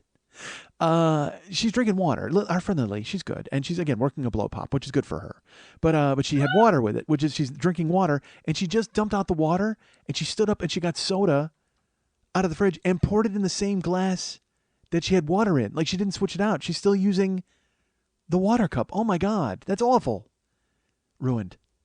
All right. You're crazy. I'm not crazy. You're crazy. That's incorrect. There's barely 2 milliliters of water. It doesn't matter. It's more than enough to disrupt your Pepsi. But you don't use ice. I have in the past, Yes. but I don't care for it because of this very reason. Water's Because of this very You're reason. insane. No. You're a crazy person. That's incorrect. Why would you say that? Crazy. I love You're the crazy I over there. love the fact that you're playing along. That's so funny. So cute of you. You've ruined it. You've ruined the delicate balance of that Pepsi right now with extra water. God damn it, you've ruined it. It's not even Pepsi. You know what is Pepso? Because you don't care. You're like, so? Pepso. All right. Folks, I'm at the airport. That's how invested I am in this story, by the way, that I have to leap into soda talk with our friend Lily. I had to go and criticize her ruining the delicate chemical compound of Pepsi by adding 3 extra drops of water. And it will ruin it, folks. It will ruin it. And I don't want to hear your bullshit that, it's just water and syrup. That's what's in there already. Water. Yes, enough water and enough syrup to create Pepsi. If you add any more water, you get Pepso. That's it. Stand down, defenders of Lily. Stand down, people who would put extra water in their soda or add ice or whatever the fuck. You are wrong, incorrect. I'm not wrong here, folks. Ask the soda genie. I don't know who that is, quite frankly. I'm sure he's out there somewhere. You have to find him. Please, if you find him, tell me about him. Or tell him about me. Even better. Don't tell me about him. Tell him about me because he'll seek me out. He knows about my counsel and my wiseness. All right, so. Wisery? I don't know. Wisery? Wizardry? Wizardry. That's what it is. You know what? That's what you are. You right now. You did some wizardry on your soda. You turned it into something else. You turned it into a newt. I turned the soda into an annoyance for you. You That's did. what I turned the You've turned it soda into a distraction. You've turned it into 4 minutes of fun. That's what you did. You went from Pepsi to Pepso, and look at this. Now I can't even concentrate. Earlier, I was going to fly out of town. I'm flying to Cleveland, and now, look at me. I'm at a Pepsi bottling cap company yelling at the employees. Who got extra? Who sweat into the fucking Pepsi tank? This tastes like sadness. So flat. All right, folks. So, I get to my gate area. And the airport was actually busy. I was kind of shocked, but I see a B of A ATM and there's a line. I'm like, fuck. Of course there's a line because it wasn't working at the mouth of the airport, in the mouth of madness. So I sprint down. I didn't sprint. That would seem very awkward and very suspicious, quite frankly. If I saw an ATM and I sprinted at the people standing in line, that would be awful. But I will tell you this. You know what there was in my airport? There was a Jody Maroney sausage house. I'm just mentioning it. I'll tell you why in a second. So anyway, I sprint past the Jody Maroney sausage house. I sprint down, and there's the B of A ATM, and there's a line. And as I get closer, I can hear bing, bing, bing, bing. And I'm like, oh, dude, what the fuck? What the fuck, man? And some dude walks away, and then in front of me there's an Asian lady. All right. And she's tiny. And she walks up to that's very important, folks. She's very tiny. Because depending on how much she's going to get out of the machine, I'm going to scoop her up and place her in my pocket and steal her and bring her to Cleveland with me. And pray that Mothra does not come. And I will tell you, I kept my distance too because she's really small and she went up to the front because A, I don't want to look like I'm peeking, but also B, I'm a giant. I mean, because it really looks like I may have scooped her up and thrown her in my pocket because she's that small. She's a little teacup lady. So I'm way in the back, and I'm waiting, and she goes up and she's punching some buttons, and she's looking and she's making faces and she's, kind of tilting her head because I'm in the back. I can't really see her faces. I'm assuming she's making faces because she's tilting her head a lot. She's pushing buttons and nothing's happening. And there's noises, but she's not doing, I'm like, what are you doing? Because you know what? At this point, she's been there so long and there's no beeping. I figure she's just checking her balance, which is fucking crazy in the airport. Why the fuck are you checking your balance? Is there anything worse than getting behind somebody at the ATM who's got like questions and they start checking their balance and start seeing if they can open a savings account and then they got to sign their fucking check and put it in there? God damn it, get the fuck away. ATMs give money. They don't do any other fucking thing. Step away from the ATM unless you're getting cash. If you're going to make a deposit or a house payment or you're going to ask it some fucking questions, blow me. Not interested. Get the fuck out of my way. Go to a teller. Jesus. It's just like when you're in line for a teller and then you're the last guy and this person goes to the teller and they go, hey, yeah. And they pull out their like credit card statement. They go, I got to talk about these last 6 transactions. I've got some questions. Oh my God, fuck you. Get a phone. Buy a goddamn phone. Quit holding. And the thing is, I'm very much a guy who, if you're in line and it's your turn, you should be able to do whatever you want. Unless I'm that guy behind you in line, then fuck you. Get out of my way. I don't get it. But if you're in line and you get up to the front and you get a window, then you know what? You hunker down and you want to ask some questions about your credit card. I guess it's okay, but I fucking hate you and everybody hates you. Just recognize everybody. As long as you're willing to deal with the fact everybody in the fucking building and the county hates you. That's right. I go outside of the walls of the building. I think you are doing something so stupid that everybody in the goddamn county can feel it in their homes and all they feel is this nagging hate for you. So I'm waiting. Of course, the Asian's there and she's checking her thing and she's spinning her head around and I'm waiting. And finally, she's just like kind of shrugging and leaning forward, and she's touching the buttons. And I'm like, "What the fuck? Quit checking your balance, Jesus Christ! It's you know what? You're Asian. It's over 1 million. I'm sure it's over 1 million. And you're good at math. How many times do you have to check this?" So she does, and so finally she just walks away. She finally finishes checking her balance, and she splits. And she looks at me and she goes, "Oh, not working." And by the way, I don't do impressions. I don't do accents, but it was very much like that. She looked at me with that sad, like, fucking Corchopaveti father, Mrs. Livingston face, and just like, "Oh, not working." And I'm like, "Okay, well, I'm sorry. Thank you." And she walks away. Is it racist to keep saying this stuff? Like, that she's good at math and she has a Corchopaveti's father, Mrs. Livingston face? We're all having fun, right? We're just having fun. I gotta, when you talk at the speed of your fucking head, sometimes shit comes out that probably shouldn't, I guess. I don't know. There's no malice behind it, but I mean, I just, yeah, wow. All right. Cause I mean, all of a sudden it just caught up to me there and I'm like, wait a minute, hold on a second. Okay. So I approach the ATM and, I take my card out and I'm excited because, I know it's working. I put my card in and, it says on the screen, "Do you want a receipt for your transaction?" Which it usually doesn't ask me that first. It waits for me to pick money out or do whatever the fuck. But I'm like, well, maybe it's working backwards. I have no idea. So I hit yes because I do want a receipt because I'm keeping track for business, folks. If the government's listening, they need to know that I have all my paperwork in order. So I say yes. And it starts to make noise. Not the beep, beep, beep noise, but it's like... And I hear like a ka-chunk. And I look down and money comes out of the ATM.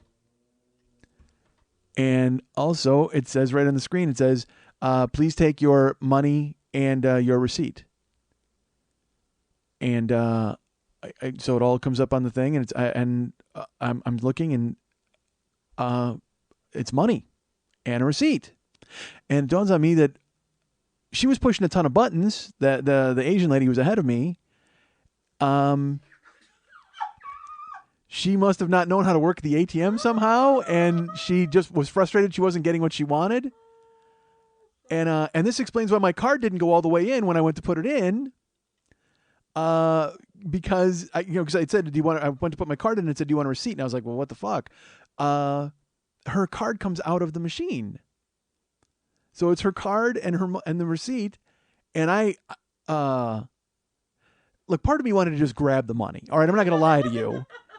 Because already, it didn't work up there, and now I'm here, and if I just take the money, maybe I can just, give her a note, an IOU note, and I'll send it. I'll just buy $100 worth of Chinese food when I get back to LA. I have no idea. It'll be a way to pay her back. But I'm like, no, I can't. I didn't want to touch it. I don't want to touch the receipt because now it strikes me that maybe this is a prank of some sort. Because again, her card, her receipt, and the money is all sitting there, and I'm standing there like, well, what the fuck? And there's got to be a camera. So she's still walking away. So I look up and I'm like, "Excuse me." And there's people behind me in line. And they're starting to get a little restless because I'm not taking the money that is obviously mine. And I'm "Excuse me." And she continues to shuffle like this really kind of bent over. She's shuffling away. and she's not hearing me, and I don't want to walk away because there's all that money there, and I don't want to touch it. I don't want to grab it and walk up to her and go, this is yours, because then I lose my place in line, and who knows what the fuck. So I do the next best thing at 6:30, it's 5:45 in the morning. I yelled. All right, because I had said a couple times, hey, excuse me, but this time I just went, I'll try to do it here. I just went, hey, really loud. Like I pulled the microphone away there, but when I want to be loud, I can be loud. So I just kind of turned around and I went, hey, and let me tell you this: there is nothing more alarming than someone yelling in the airport. Because we've all been lulled to sleep the last 10 years, all right? But all you need is one guy to yell, and everybody fucking wakes up and is frosty again, and they remember what the fuck happened. It's just like, excuse me. Hey, oh my God, what the fuck? Let's roll. Is that it? Never forget? What are we doing? What's going on? Everybody's head on a swivel, ready to tackle me at any moment. And I look down, and then finally she, of course, turns around, and I'm, excuse me, and I wave her back, and she shuffles, and she shuffles over, and I'm like, this is yours? And she's like, oh, yes, thank you. And she's bowing, and she reaches, and she takes her receipt and takes her money. And she goes to walk away, and I go, is that your card? And she takes her card out. And I'm just like, fuck. And she walks away, and everybody's looking at me, like scrambling still.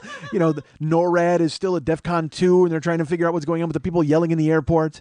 And she walks away, she takes her money, and she splits. And finally, I'm like, fine. And I take my card, and I put it into the ATM. Bing, bing, bing. Cannot read card. All of that. I waited in line. I waited for her. I watched her shuffle off. I fucking yelled everything. And I don't get any fucking money. So now I don't know how I'm going to pay for my cabs in Cleveland. God damn it. So I was so mad, and I wanted to see if my card worked. So I went to Jody Maroney Sausage House.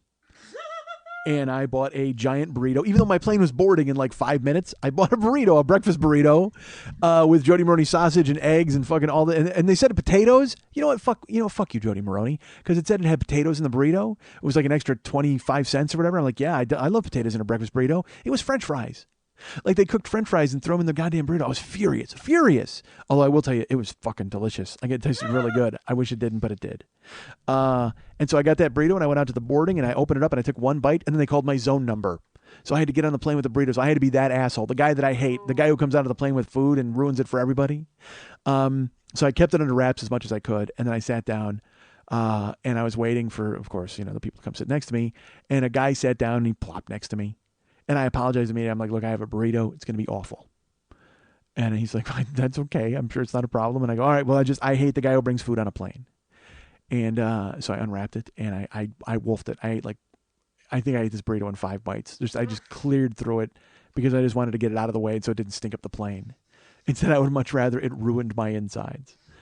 So I sat there and we waited, and then they closed the door and nobody between us. Nice. Thankfully. So no one sat down, and I was like, beautiful. I went, I fuck apple juice and fuck anything else. I was just crashing because I hadn't slept. So I threw on my fucking iPod, threw on my hood from my hoodie, and I went to sleep. And slept about halfway through the flight, maybe 2/3, and I woke up. And when here's the thing, here's how I work it, folks, when I travel, especially if I'm flying to the future. I don't change my watch until I'm in the air, because I think it's presumptuous to change it before I get in the air, because then it's a jinx. Like, well, seriously, if I change it at my airport and then I get on the plane, well, it's not that time. Like I could rip open a wormhole and the plane could wind up in a fucking time vortex. I don't want to do that, folks. I want to make sure if I'm in a place, my watch says that time. And then, because in the sky is lawless. I can change my watch at any time there. It doesn't matter. I can open there's no wormholes and no vortexes in the sky, for fuck's sake. That way I'm en route to the future. So I can just take up my watch and zing, zing, zing. I can move it ahead 3 hours. Everybody's happy.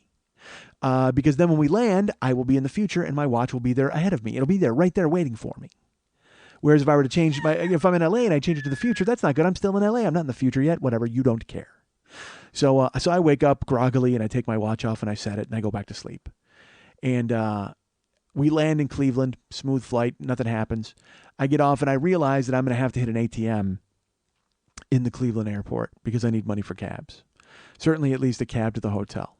So I get on my phone. Actually, I look to see if there's a B of A in the airport. There's not. The closest one is like 5 miles, and then I debate having the guy take me to that ATM, and then I'll get money, and then we'll go. But I'm like, well, that's going to cost more than the fucking, you know what I mean? It just seems like a hassle. And then to have to tell the guy, hey, go here. I don't know where it is, but go there and then take me here, whatever the fuck. So instead, I figure, you know what? I'll just visit an ATM. So I'm walking, and the only ones they had were something called Charter, I don't know, Key Bank or whatever the fuck. So I go to it and I put my B of A card in there, and it comes up and it says, there will be a fee associated with this card. Are you okay with that? And I says, yeah. And $7.50 Jesus Christ. was the fee I had to pay, folks. I don't know if that was because it was, combination with my B and A, because, B of A, they charge you an extra $2. So I think maybe they were adding it in, or $2.50. I don't know, but they were telling me it said it would be $7.50 to get the money out. And at that point, you have no choice. Your card's in there and you need the cash. And they shouldn't even just give me money. You know what? The ATM should have just spit out like a robot cock. Like a door should have opened and a robot cock should have slid out, and I should have had to suck it until the $7.50 poured into my mouth and change. What a rape. Just to get face raped at the airport in Cleveland. Good Lord. Just because I got to take a cab.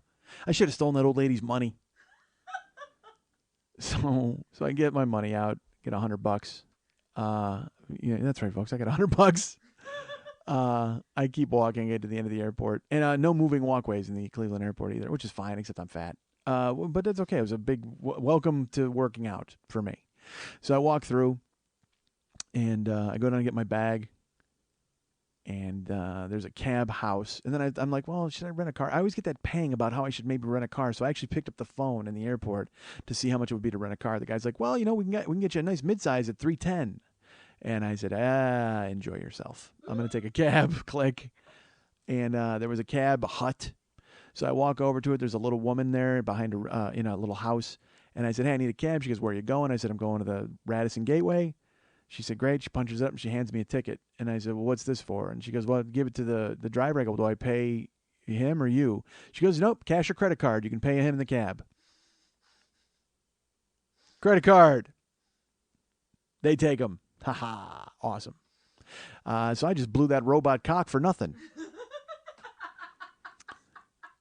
So I walk out. I go to the guy. And when I walk out, there's like 3 cabs. One dude is sitting there, and he's leaning against his van. It's like a van cab. And he opens a couple of back doors, and I bring my luggage out. And he's like, where are you going? And I hand him the slip. He's like, all right, thank you. He's not Indian. He's Ethiopian, but I can't do an Ethiopian accent. And I ask him his name. His name is Liban. So I said, all right, Liban, nice to meet you.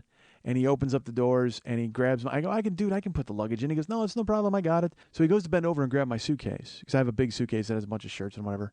You don't care what's in it. But he bends over to grab my suitcase. And as he bends it over, I turn around to get in the front. And I have my laptop over my shoulder because my laptop rides with me, folks. If I'm with you, don't ever try to put my laptop anywhere else. Don't put it in a trunk unless you're going to wrap it in a yoga mat to keep it warm. But I will go ahead. I will I carry it myself.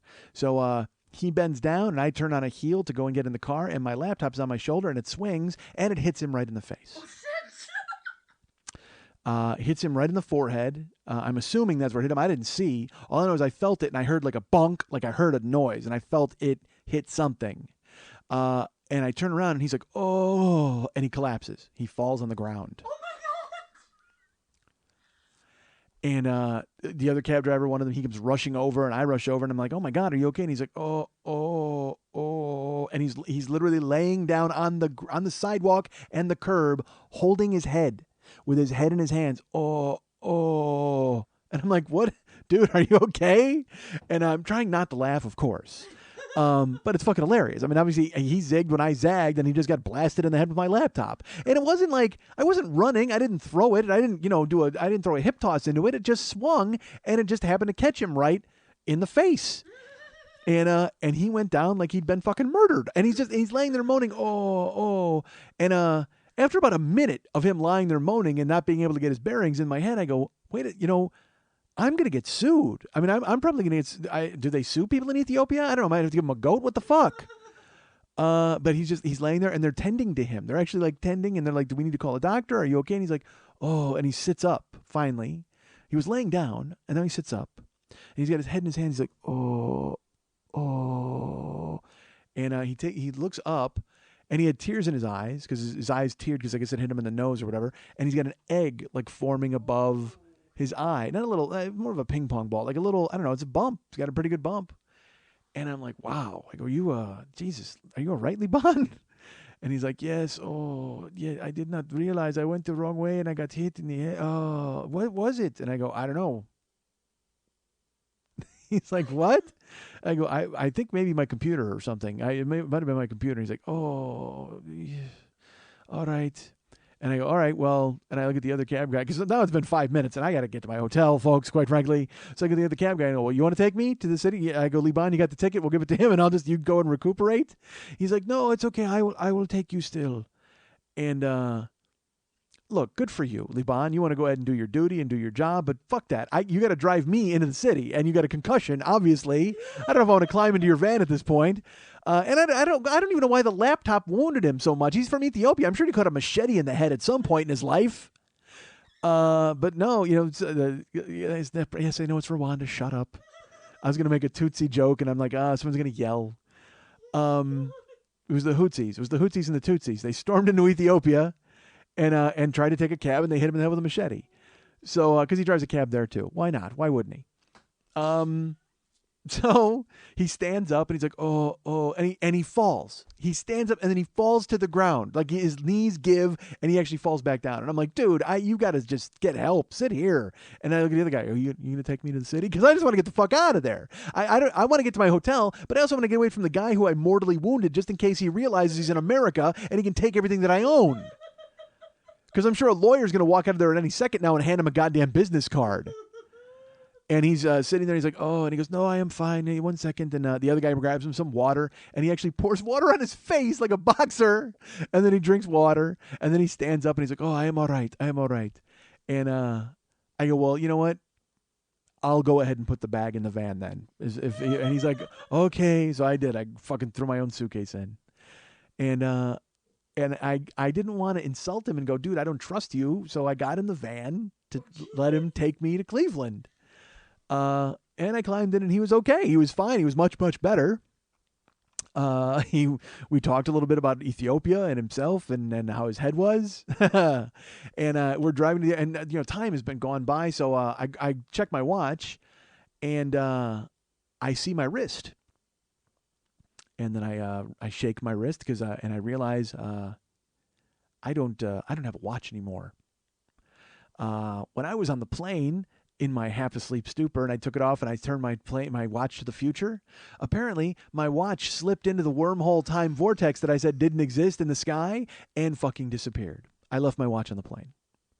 I don't know why I was so half asleep that I could take it off, set it, and then drop it? What did I do with it? Put it in the pouch? I got no fucking idea. But I certainly didn't put it back on my wrist, so I got no watch. And I was furious, so I immediately called United. And I had to call them and tell them what was going on because I thought maybe I could even catch them at the airport. It sounds stupid, but it was an 800 number. And I finally got patched through to a dude, and he's like, you got to fill out a form on our website. I go, I was just at the airport. I'm sure the plane is even still there. Like, it might not have even taken off. It's only been an hour. Can't you have them look on there? And he's like, no, sir, you have to fill out this form, and it goes into to our national lost and found. You don't need national. I'm in Cleveland. I almost told Liban to turn the fucking plane around and drive onto the runway so I could get my goddamn watch. It's easy. Just don't you have a radio? There's radios in the planes, right? I know there are. Call the fucking pilot and tell him to go back to 29F and dig around for my watch. It's got to be there. And he's just like, sir, I'm sorry. The procedure is that you have to go ahead and fill out this form. I'm like, ma, they wouldn't even fucking check. So I had to wait till I got to the hotel. So I get to the Radisson. I check in. I go upstairs. I get into my room. I set up my laptop right away. I get the Wi-Fi rolling. And I go to United.com. And it's a fucking form that you got to fill out your name and the flight and where the thing was and what it was and describe it and all this bullshit that I could have done on the goddamn phone. And then I submit it. And here's my favorite part. I submit the form and you get an email and a reply from United right away at United.com and at your email. And it says, thank you for reporting your lost item. Please know that we will do everything we can to recover it and get it to you as soon as we possibly can. There is no reason for you to contact us again, as we now have your record on file. If your item is found, we will contact you. Which basically is, fuck you. That's all it was. Don't call us ever again. We are keeping your watch and passing it around from employee to employee. If you're employee of the month, you get this watch. That's basically what they told me. Fuck you. Don't call us ever again. We are keeping your watch. It's in the future with us. So I was pissed. And I hadn't even checked out my rooms. I had a nice room. I opened up my drapes, and I had a fantastic view of an abandoned building directly behind the hotel, like this brick building, and it looked like there was just dark windows. It was just fucking dark and abandoned. So it's 2:30 in the afternoon. And I got to say this about Cleveland. All right, I was there for 3 days, and I liked all you people. Everybody I met was great, but there is just this thin layer of rust-colored sadness all over the entire goddamn city. I mean, the desk clerks and the cab drivers and everybody else that I interacted with from there, other than people who came to see me, but anybody else that I interacted with, they had that patina of hopelessness, just that everything was gray and they weren't ever going to make anything of themselves. And maybe I'm projecting onto these people, but it just really seemed like everyone there was hopeless and had given up. And granted, I went to sporting events and things like that, but, so that's why that's ingrained in those people. But Jesus, it just seemed like the general malaise of the city was hard to overcome. So I sat in my room on Wednesday, and I didn't know what I was going to do. I had bought tickets, or a ticket, to the baseball game that night. I knew I was going to the Indians game. But then I checked, and it turned out that the Cavaliers were in town to play basketball. And the Cavaliers are awful. All right, they're terrible, and they were playing the Wizards, who are those two teams. Those are two of the worst three teams in basketball. The Bobcats were worse, but the Wizards and then you look up, and the Wizards and the Cavaliers were just atrocious. And they're playing each other, and the season's ending. And in my head, I'm like, well, fuck, I could go to the basketball game for cheap, probably, because for me, it's all about collecting arenas. Like, I don't give a shit about that basketball game, but I want to go to the Coliseum and walk around and check it out and see what they have in the concourse. That's what I do. So in my head, I'm like, well, fuck, if I go to the Cavaliers game, tomorrow I can go to the Indians game at noon, but I wanted to go out tomorrow to the Rock and Roll Hall of Fame. Fuck. And in Cleveland, I should tell you, my hotel, I go on the computer and I figure it out. My hotel is 0.2 of a mile from the baseball stadium. It's also 0.2 of a mile from the Cavalier Stadium because they're right next door to one another. So in my head, I'm like, well, fuck, I can go to one, and then tomorrow I could walk over to the Indian game. And then I went, wait a minute, hold on. All this was out loud, by the way. I said, you know what? What if I walked over, found a scalper, got a ticket to the Cavaliers game, watched half of that, checked out the stadium, split, walked across the street, and went to the baseball game. Saw the rest of that. It's genius. It's like a crazy, shitty sports doubleheader. It's perfect. Right there in the vortex of sadness between those two horrible stadiums. And I'm sorry, good stadiums, horrible teams. The Indians aren't bad. They're just mediocre, but still. And I go, you know what? That's what I'm going to do. Fuck it. I'm in. That's what I'm doing. So they both start at 7. I figure I'll walk over about 6:30 and I'll grab a ticket from a scalper and go in. So I bop downstairs. I'm walking down the street. Like I said, it's 0.2 of a mile. And dude walks by me. He's probably about 5'5", black guy. And he's looking up and he makes eye contact with me. And that's this universal signal. So he makes eye contact with me and I go, hey, you get tickets? And he goes, nope. And I go, all right. And I keep walking. And then behind me, I hear, sir, sir, sir, sir. And I know he's calling me. It's the same guy I asked for tickets. And I know, and now he wants money or a ride or a fucking sandwich. I don't know what he wants, but I know I'm not turning around. And I keep walking. Toward the stadium. He's like, sir, sir, sir. And I hear him getting closer and closer. And I'm like, I'm going to have to fucking deal with this. It's not going to be cool. So finally he goes, sir. And he catches me. He comes up alongside me and he grabs my arm. And he goes, you need tickets?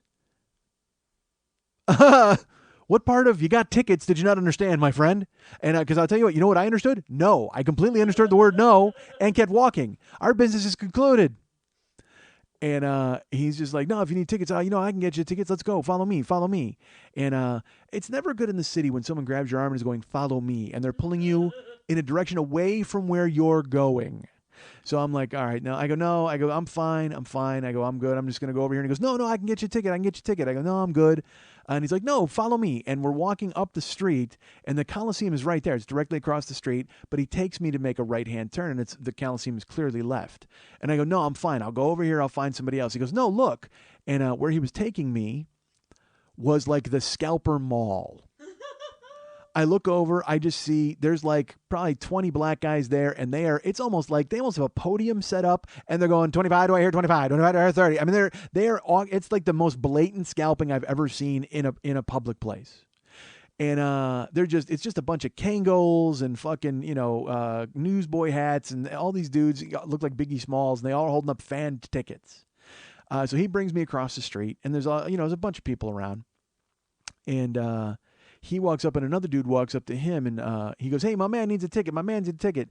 And then the other guy goes, "All right, I'll get you a ticket." And he walks off. And then the little guy goes to him and he goes, "No, he's mine. I brought him. He's mine. I'm hooking him up. I'm hooking him up." And the other guy's like, "Man, get lost, man. What the fuck is wrong with you?" And they start having an argument. Well, I'm standing there being white. And they're arguing about who gets to claim me and who gets whatever. I guess they all work on commission because they bring me to the big guy who's got the tickets. I don't fucking know how it works. But I don't give a shit. I just want a ticket. It means nothing to me. I don't care about your boiler room politics. Get me a ticket to go in and see some shitty basketball. So the little guy's arguing with the big guy, and they're sitting there talking, they're going at it, and the big guy goes over to a Biggie Smalls looking dude, and he grabs some tickets, and he walks over to me. He's like, all right, I got this. And he holds the ticket out, and it's like section 115, and it's a $77 or $76 ticket. And I said, I got $20. He goes, "No, man, this ticket's $40. This ticket's $40. I go, "I got $20. I'll give you $20 for it." He goes, "No, man, not that ticket." I go, "Dude, these are two of the shittiest teams in basketball. You're going to eat these tickets. I'll give you $20. He goes, No, I got this one. And he holds up another ticket, and it's section 210. But it's second row, and it's $56. And I go, "How much?" And he goes, "Well, what do you got?" I said, "I got $20. He goes, $20. I'll take it." I said, "Great." Hand him the 20, and I take the ticket. And the little guys, they're like, I get some of that money. And they start arguing again. So I got my ticket. I turn around, and I go over to the stoplight to cross, and it's a red light, so we can't cross. I'm waiting. I can see the Coliseum. It's in my field of vision. Scalpers in my rearview mirror.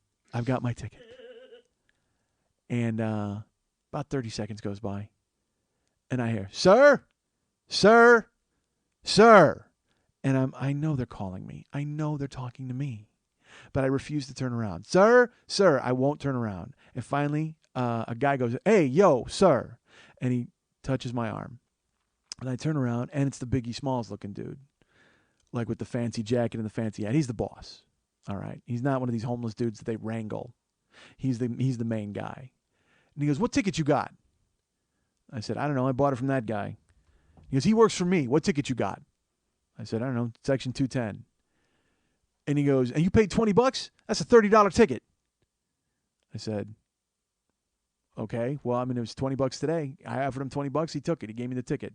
He goes, No. That's a $30 ticket. You owe me $10. And I go, "Ha ha ha, nope." Like I laughed right in his face. I just, because it was so ludicrous that you would, that really, you know you're not Target, right? You are aware of that? This is all negotiations being done on the fucking street. And I'm sorry if the guys who peddle streetwise usually are giving the inferior ticket prices, but fuck, nothing I can do about it. So I'm not kidding you. I laughed in his face. I went, "Ha ha, nope." And he goes, "What you mean, nope?" And he goes, "That's a $30 ticket." And I go, "No, it's a $56 ticket, but I paid $20. It's $20 today." And he's like, "No, man, you owe me $10. I go, "I don't owe you $10. I got a ticket. You got my money. We're done. We're done talking." And the light goes to change. And people start crossing, and he goes, "No, man, you know what? Give me $25 for it then. Give me $5. You give me $5 more. You give me $25. And I go, "No." I go, "I'll tell you what. I'll give you the ticket. You give me my $20 back." Because he's holding my 20 with his tickets. And I said, I'll give you my fucking ticket. You give me my 20 back." And he looks at me. "Fuck you." And I just looked at him and I go, "Have a good evening." I turned around and I walked off. And he turns around and you just starts yelling at those two. "You motherfuckers, you owe me $5 You motherfucker owe me $10. Like he's yelling at those two homeless dudes, like just letting them have it. And the short dude is like, "I told you I should let me handle it. I told you I did." Oh my God. I was walking. And the best part is like I was with a bunch of white people who were so fucking scared. And almost like they wanted to jump in and go, "Well, give him his money, give him his money." He was getting all big and getting close to me. And I was like, trust me, I'm in the right here, okay? I'm completely in the right here. I don't need a street lawyer to fucking solve this. I'm fine. And but it was just so great because he's just staring at me. He's just giving me this. He's eyeing me, and I'm looking at him. And he goes, And you can't even see it because my hand, he just goes, fuck you, with his hand. And I'm like, have a good evening. I turn around, I walked across the fucking street. Go into the building, and I hear them still fighting. And I go into the Cavaliers game, and it was just so, I walk in, and it's Fan Appreciation Day. And for a team that's like 20-51, I mean, whatever the fuck that record is. What could fan appreciation be? They give me an envelope for a free, like, it should have been a gun with one bullet. That's what it should have been for Fan Appreciation Day. So I walk in, I get this envelope, and I go looking around, and I'm looking at stuff, and it just was a stadium. You know, I got to admit, there was nothing really charming about it, but I was happy that I went. So I walked around, and it's just all Cavs stuff. And the thing is, that team used to be great when they had LeBron James, because then they had all this hope and they were going to win a title and it was amazing and he was the best player in basketball, and then he leaves and it's just a kick in the balls for the entire goddamn city because the tickets are still priced the way they were priced when LeBron was there. I mean, I paid, this ticket I paid $20 for was $56. It was in the fucking balcony. Granted, it was second row balcony, but still, I'm sitting up there and I'm going, this is a $56 seat? You got to be fucking kidding. For LeBron, it's a good seat, but for the shitty team that he got now, forget it. So I'm walking around, I'm looking, and it's funny, I'm going through that now. I'm a Bulls fan. I'm a Chicago Bulls fan, and I love the Bulls. The Bulls were the best team in basketball this year, and they start the playoffs the other day, and they're winning Game 1, and with a minute left in Game 1, their best player, Derrick Rose, the MVP of last year, tears the ACL in his knee. So not only is he gone for the playoffs, he's gone for the Olympics this summer, and he's gone for half of the year next year. He won't be back till like January or February. And it's just such a kick in the balls to where you just go, well, they're not going to win now. It's over. It's such a weird thing because the playoffs just started. They were winning Game 1. They're the best team in basketball, and their best player tears his ACL. And it was funny, I was telling Karen, because the game was yesterday, Game 2. And it was in Chicago. And I said, I can't imagine what it would be like to be at that game or to even have tickets for that game. Because they're playoff tickets, you've paid $125 each for them. And you're excited to go see the Bulls and Derrick Rose and your best, and they lose him with a torn ACL, and then you've got to go to Game 2 where it's going to be a mausoleum and their best player's gone. And sure enough, they lost at home by 17 points. Like they got their ass beat yesterday. And it's just this weird death feeling, this inevitable, it's never going to happen for us. And I have that now because of what happened to Derrick Rose. Cleveland has had that for 45 years. In sports, in everything. They've just had that, it's never going to happen for us feel to them. So I go into the Cavs building, and I catch the escalator. I go up top to my seat. And when I got upstairs, like I said, it's Fan Appreciation Day. I'm going to drink something. Hold on, folks. I had to take a break. And I've taken far too many breaks today. Lily's just like, stop. She doesn't care. She's not even here. Lily left. Oh, wait, she's there. Hold on. She's still here. So I go upstairs to the balcony. I take the escalator up.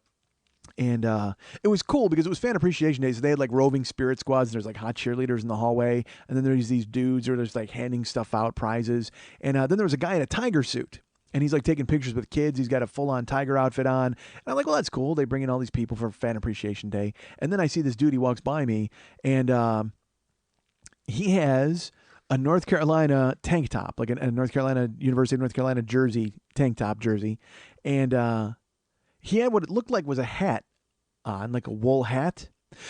But then when my eyes adjusted, I realized, no, he has tattoos all over his head. Like all over his scalp and his face and his neck. Like, I mean, he's covered in ink. And he just walks by me and I'm like, Jesus Christ. He looks like he fell asleep at a frat party. That's how fucking colored in his head is. You know what I mean? Just, and they went off on him with Sharpies. It's terrible.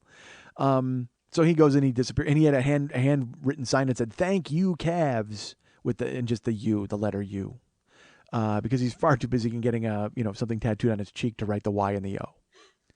So he disappears into the stands, and I'm there, and I start looking around at the food selections. It's just about looking at stadiums.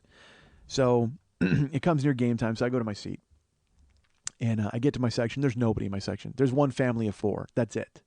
And I'm in row 2. The family of 4 is in row 1. I walk all the way down to my seat, and I sit down behind this family of 4. And there's nobody else there. They're very nice. It's 2 children, very well dressed. They look almost like twins. They're wearing almost like the same outfits.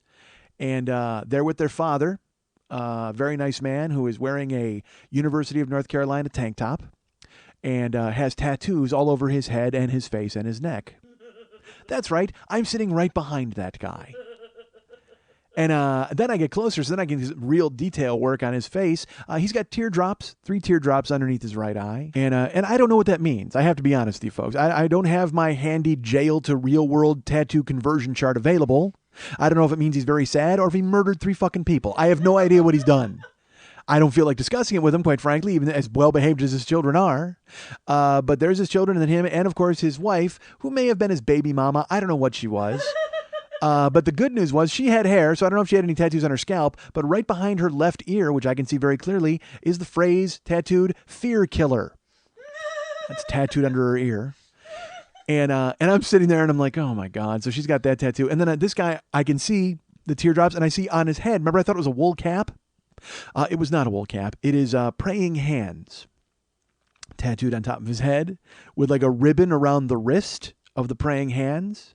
And on the ribbon, it says, "God forgives, Renato don't."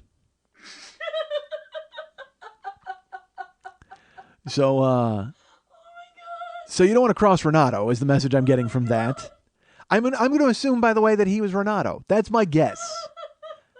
Unless the tattoo guy got had a little fun and said, I'm going to get a little crazy and put his own name in there. I don't know, but I'm assuming that was Renato. So Renato's there with his family, and then I take this opportunity to open up my fan appreciation envelope as they're doing all the introductions and things down on the floor. And I open it up, and here's what the Cavaliers give their fans to say, hey, we appreciate you. There were some coupons from Dick's Sporting Goods for like $5 off. There were some coupons for Arby's, and there was a voucher for 2 tickets to a game next year. I still say gun with 1 bullet would have done the job. Maybe you go to Dick's Sporting Goods, save some money on that gun. That's what you do. First you go to Arby's, treat yourself with a lunch. Then you go over to Dick's Sporting Goods, get that gun, and boom, adios. So I open it up and I'm like, oh, Jesus Christ. So I lean forward and I try to catch a glimpse of the eye of Renato or Fear Killer. And finally they stop talking and they look at me and I go, hey, you know what? I don't live here. Would you guys be interested in having this, the package? And they could not have been happier or more nice because she got one and he got one. So now they have another voucher for another game and they're so happy. And they asked their kids to thank me. And he said, thanks. Yeah, it was really nice. They were really fun. So it's good to know that I wasn't on Renato's bad side because I don't know if you know this, but God forgives, Renato don't. So I just want to make sure you know that. And that's why I didn't want to get on his bad side. They go to start the game and they start all these fireworks and all this bullshit starts going on. And I'm in row 2, all right, of this particular section. And behind me, there's like a concourse. And then you got to go upstairs to row 3, row 4, all the way up to up to like 40. So when I turn around and I look at the concourse, sitting behind me is a group of people, like some African-American people. And I noticed that sitting right next to them with them in their party is the guy in the tiger outfit who was in the hallway. He was shaking hands and taking pictures and stuff. And now he's sitting down watching the game because guess what? He doesn't work for the Cavaliers. He came to the game in his tiger costume. Because apparently he's a furry who likes children. It's literally a pedophile furry has come to the game. I can't imagine how sticky it was in that suit as he took pictures with children. The pedophile furry out on the concourse. Oh my God, just awful. But the best part of it, and I have a picture of it too, I Twittered it, is he's sitting there. There's everybody else is there and they're sitting amongst, and he's sitting there with his head in his hands. He's like leaning forward with his elbows on his knees. And he's like, His head is in his hands. And I actually Twittered, I was like, oh, I have better seats than Sad Tiger. Sad Tiger is not happy about that. He was so disappointed. So then the game starts, and then it's a festival of jump balls and awfulness. I mean, just nothing good is happening, and nobody's coming into our section. And every time there's a break, they're giving away more prizes. They're like, all right, we're going to have a layup drill, and the winner gets $10 worth of pizza from some local pizza joint. $10 worth of pizza. Just like what a rinky-dink operation. I was waiting for Will Ferrell to start wrestling a bear. It was just awful. So they're giving away nothing, and then the Spirit Squad's coming around, and it's getting near halftime, and a woman comes from the concourse behind me, and she approaches the family of 4 who's in front of me. And she leans forward and she says, hey, do you guys want to be on television? And they look up, and Renato's like, what? And she says, yeah, if you come up on the concourse and like your kids and stuff start hanging around with our friend, and the cameras are going to show him because he's in his tiger costume, then we'll all get on TV together. So they wanted to try to engineer a photo op between their pedophile furry friend and Renato's family. Do you not see the teardrops on his face? I got a question for you, lady. Take a look around this stadium. If you can find anybody in this stadium who wants to be on TV less than Renato, I will give you everything in my wallet. You've got to be fucking joking. This guy has teardrop tattoos on his face. He's obviously on the lam from something, somewhere. He's escaped. Fear killer alone. She might be on the run from something. These might not even be their children. They may have just scooped them up for a disguise. I got no fucking idea. They don't want to go up and high five a guy in a furry tiger costume just because he's a pedophile. All right, it's not going to happen. I loved it. You want to be on TV and just soliciting. She doesn't work for anybody. Hey, you want to come stand by our friend and be on TV? Awful. So it finally goes to halftime, and I stood up and I'm like, I got to get the fuck out of here. I'm going over to the Indians. This is sad, horribly sad. So Renato and his family are still there. I stand up and I go to walk out, and then it dawns on me, I'm like, you know what? Fuck that. I'm going to get a picture with the pedophile furry. Why not? I'm not a kid, but let's try it. So I walk up to him and I go, hey, excuse me. And and again, he doesn't talk. It's just that stupid thing. When anybody's in a costume like that, they pretend that they're a tiger and they can't speak. I don't know what the fuck it is, but sure enough, he's got his head down, and I look at him and I go, excuse me. And he like looks up like, just a giant head. And he doesn't say, hey, it's just, he's a tiger. And I go, hey, tiger, can I get a photo with you? And he does that thing where he nods the big head, doesn't talk, stands up, and I go, do me a favor, like you gotta like strangle me or something. And he even like he does the comical like hands in the air, like shrug, like what? And I said, just like pretend you're killing me. That's all. And I'm gonna take a photo. And he's like, okay. So he didn't say okay. He just kind of like nods. And then I hold my iPhone out and I turn the camera around and I see it's like it's nothing but his teeth and my face. And he puts his claw up and I snapped it. And I said, I go, all right, one more. And I took one more. And he was like, and I said, all right, thank you very much. And he just nods very nicely. And he puts his hand out and I shake his hand and he sits down. I'm like, you're not a tiger, speak. But I got the picture and then I Twittered that. Of course, you can find it somewhere if you care. Walked out. And then I'm trying to find the exit to go out to the Indians game, and just everybody's so sad. I can't even explain to you how sad everyone in the building was because the team stinks, and they're just these tickets were all like scalped or given away, so these people don't really even want to be there. The building was half full. It was just this death building, so there was no air at all in it. So I split. I walk outside, and there's the Indians Park, and I go walking across the Progressive Field. It used to be Jacobs Field. It doesn't matter. They're losing no matter what you name it. So I go across the street. I go into the Indian Stadium, and there was no security to speak of. Like I saw one dude, and I handed him my ticket. He let me in, and then I walked in, and it looked like a pickup softball game. It had that vibe. There might have been 9,000 people in the park, and I just walked in and sat wherever I wanted. Nobody said anything to me. There was no security to speak of. And then I was hungry, so I walked around looking for food, and there was a Food Network booth. And they're like, do you want a steak sandwich with blue cheese? And I'm like, no, I don't like blue cheese. But then I found another Food Network booth, and they had a brisket sandwich with caramelized onions and Greek macaroni and cheese. And I'm like, okay, yeah, I'll take that. And there's a chef. It was like a guy in a chef hat, or lady, I should say. And they cooked it up, and they're all excited to let me try it. And it was $12. So I paid for that. And I took the sandwich, and I ate part of the Greek macaroni and cheese. Awful. It was just, I took one bite. It was terrible. But the sandwich was good. It was just a brisket sandwich on a toasted bun with some jus and some caramelized onions. And then I just went and sat in the bed. I bought a seat up in the rafters for $2 on StubHub, and then just sat in the box seats. Like I went, nobody said a fucking word to me. And I just watched the Indians and the Royals. The Royals were on a 12-game losing streak. The Indians were just sad. And then the Indians were getting beaten. It was so crazy how fucking hopeless the situation was. To the point where, and this is not even a joke, there's like 4 dudes there, and they're spending the entire 8th and 9th inning talking about how when they're finally out of it in June, they're going to go ahead and get a skybox and just drink the whole time in this skybox because they're cheaper then because nobody's coming to the park. And I'm like, I got news for you. You should have bought one in fucking April. Nobody's coming to the park either. But I sat there, and then, time's going by, time's ticking, and I'm just watching the game. And I don't care. I love to be in a baseball stadium, so I was happy. But it just was so lifeless.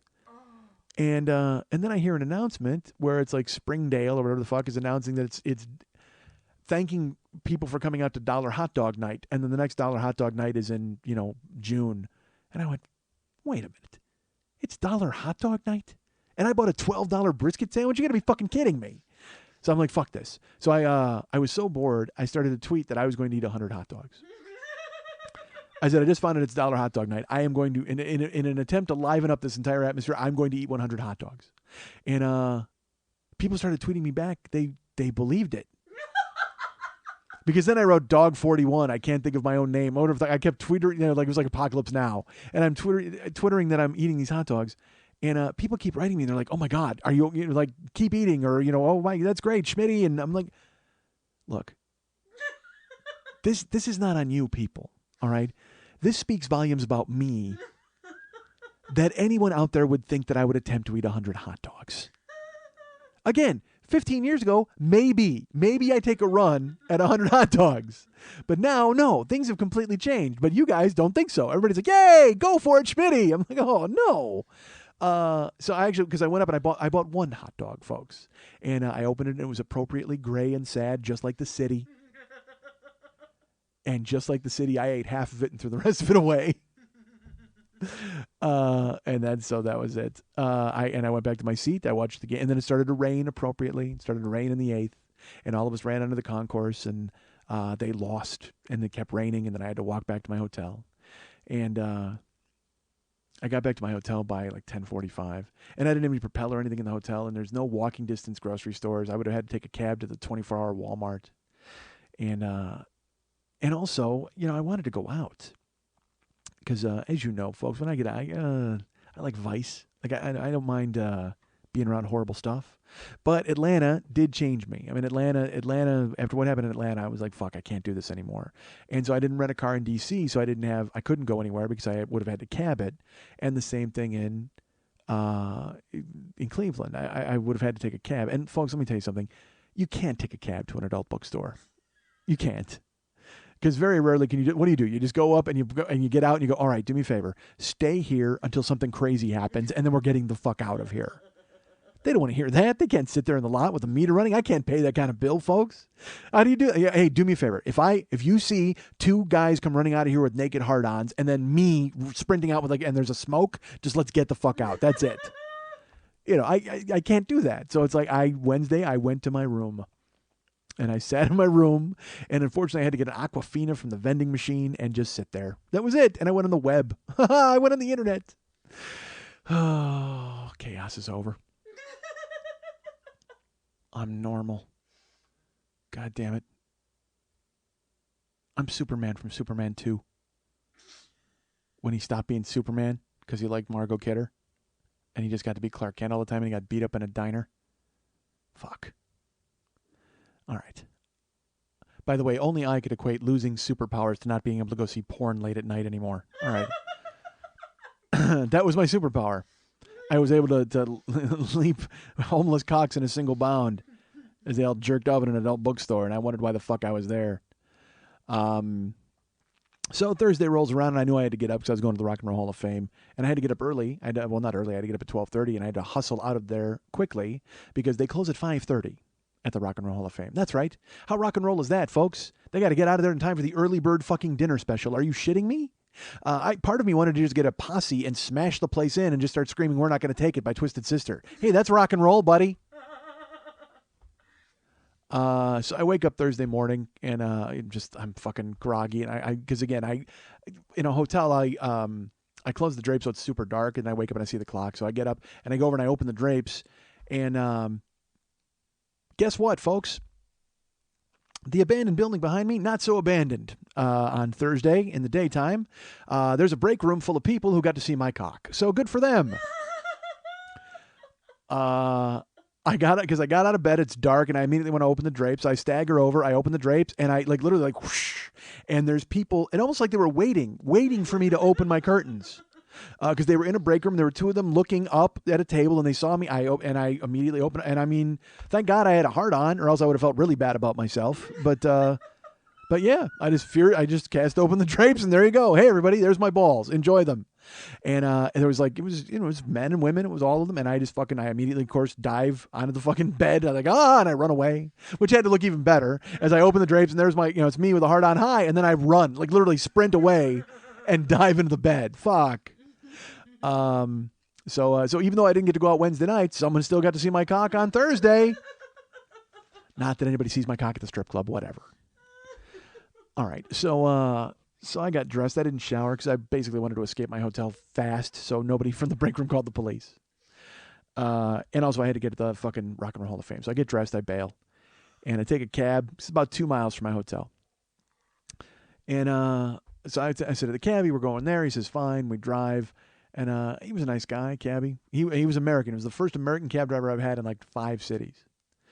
And he drops me off at the Rock and Roll Hall of Fame, and I go, is this it? Because it's this really, it's a pyramid. It's the building's a pyramid. It looks amazing. It's really fun. But there's nobody outside. And I said, is this it? He goes, yeah. And I go, is this the front entrance? He goes, yeah, it's the front entrance. You just get out here right there. I said, all right. So I pay the cab. I get out. And I go walking up, and it's just this biting raw wind that's blowing. And there's Johnny Cash's tour buses there in the parking lot. And then there's nobody and nothing. And to the point where I actually took out my phone and I filmed it. Because they were playing Peter Cetera and Chicago. They're playing "Baby What a Big Surprise." That was what I heard as I approached the Rock and Roll Hall of Fame. And nothing against Chicago, they do some brilliant stuff, but that wasn't the song that I had envisioned when I was going to be getting into the Rock and Roll Hall of Fame. So I filmed it, and you could hear Peter Cetera and the biting wind. There's Johnny Cash's bus, and then it doesn't even have a sign that says Rock and Roll Hall of Fame or any of that. It's just a building, and there was a Grateful Dead, the skull, whatever the fuck that thing, the Grateful Dead skull was above the door, and it said Grateful Dead exhibit. And in my head, I'm like, why the fuck are they plugging the Grateful Dead exhibit? That's crazy. All right, fine. But what it turned out was that the reason they're plugging it was a special exhibit. I happened to come to town at a perfect time, folks, because you know how much I love the Grateful Dead. The entire 6th floor was all Grateful Dead memorabilia. And which is fantastic. As you know, I do love the Grateful Dead, so I was very happy to be there. I was just thrilled to know that I was going to be able to buy grilled cheese from somebody. But as I'm there filming it, all of a sudden these dudes come walking up, shambling, and they're like, "Whoa, yeah, Jerry!" They're complete deadheads, and I'm like, "Hey!" And they go, "Oh man, this is gonna be awesome," And the guy looks at me and goes, "You know what? I heard they have who's the promoter from from San Francisco?" I go, "Bill Graham." "Yeah, they got his wizard robe, man. It's totally upstairs." And I'm like, "Oh, so awesome! Oh my god! I saw the Wizards last night. They were awful. The only thing worse than the Washington Wizards is Bill Graham in a wizard robe. Are you fucking joking?" At a Grateful Dead show. So I'm like, yeah, cool. And I don't want to shit on it, but I'm just like, whatever. Fuck. Great. All right, fine. Grateful Dead. So they go in and, we walk in. And the first thing I see when I walk into the Rock and Roll Hall of Fame is a giant hot dog. It's suspended from wires from the ceiling. I don't know why I didn't. And there's no sign. I saw no sign to tell me what tour that was from or what video it was from. I don't know what the fuck it is. But then there's the guitars on the left, and you got to walk in. And then there's a zigzaggy, velvet rope thing where you got to go up and buy tickets because it's $22 to get into the Rock and Roll Hall of Fame. And I started walking around and looking at stuff on the first floor, and this guy's like, "Sir, sir," and I'm like, "Oh, great, a scalper." But it turns out he's one of the guys who works there, and he's like, and I ignored him because I was going to buy a ticket. I wasn't trying to sneak around. I was just looking at stuff and angles. So I walk through, I go to get in line, and I get to there's nobody in line. It's not even a line. It's just a fucking zigzag thing. I go right to the front, and this dude goes, "Hey, you want to get a picture?" And I said, "I don't know, do I?" He goes, "Of course you do." And I go, "All right." So I walk over, and he goes, "You can grab a guitar if you want." And I go, "I'm going to grab both guitars, friend." Because they had it was like a Gibson, and then they had a flying V. Oh, I think a Gibson is a flying V. But they had a flying V, and then they had might have been a Rickenbacker. It was a big body guitar. And he goes, "All right." So I grabbed them both, and I said, "I'll go Mike Beatty on you, buddy. I'll put them both up." And I put them together, crotch level, with the fucking, and I'm holding one in each hand, and I did a stew look, just into the distance, holding the two guitars. And the guy took the picture, and he's like, "All right." He goes, "That's a great picture." And he hands me a card. He goes, "Make sure you check for that at the end of your tour." So I guess it's one of those fucking Disneyland. They take a photo of you and you got to buy it. So I'm like, "Oh, how fucking cheesy is that? Just give me a picture, God. I just paid $22. Give me a picture of me holding guitars." So I check in with the lady. I give her the money. She gives me a wristband. I walk through, and I go up to a guy in a black shirt because they're all wearing black shirts. And I said to the guy, "Hey, how do I do this? Where do I want to go?" And he just points at the escalator. He goes, "Go down and work your way up." I said, "All right." So I go downstairs on the escalator. And I walk in. and there's first right when I turn the corner when I get downstairs, there's like guitars in cylindrical like see-through cases, and there's 4 guitars in each one. And then I look over, and then there's a drum set, and I immediately in my head I go, "That's Alex Van Halen's drum set." I knew it was Alex Van Halen's drum set because he had made these weird extended kick drums with like this tubing for when they would tour, these giant, and a gong. There was a striped gong, so I'm like, well, that's his. And sure enough, I got close, and it was from the 1980 Invasion tour, the Women and Children First tour, and it was his drum kit. And then there was Ted Nugent's guitar, and I tweeted something about that, haha, because I'm funny. All I said was Frank Zappa's guitar wants to kill your mama. This guitar wants to kill Obama. I took a picture and twittered that. Yes, I'm great. Because folks, I write jokes. So I'm walking, and I'm looking at stuff, and I noticed that there's no real rhyme or reason to anything in the Rock and Roll Hall of Fame. It's like you're walking, and then all of a sudden there's a case, and it's like, hey, look, this guitar once belonged to Leadbelly. And you're like, okay, and you keep walking. I got into the main hall, and I started taking pictures. You know, there was a certain display, like up in the front, there was an influence bay or something like that, and this could be so much cooler. Again, folks, the thing about the Rock and Roll Hall of Fame is it was so sterile.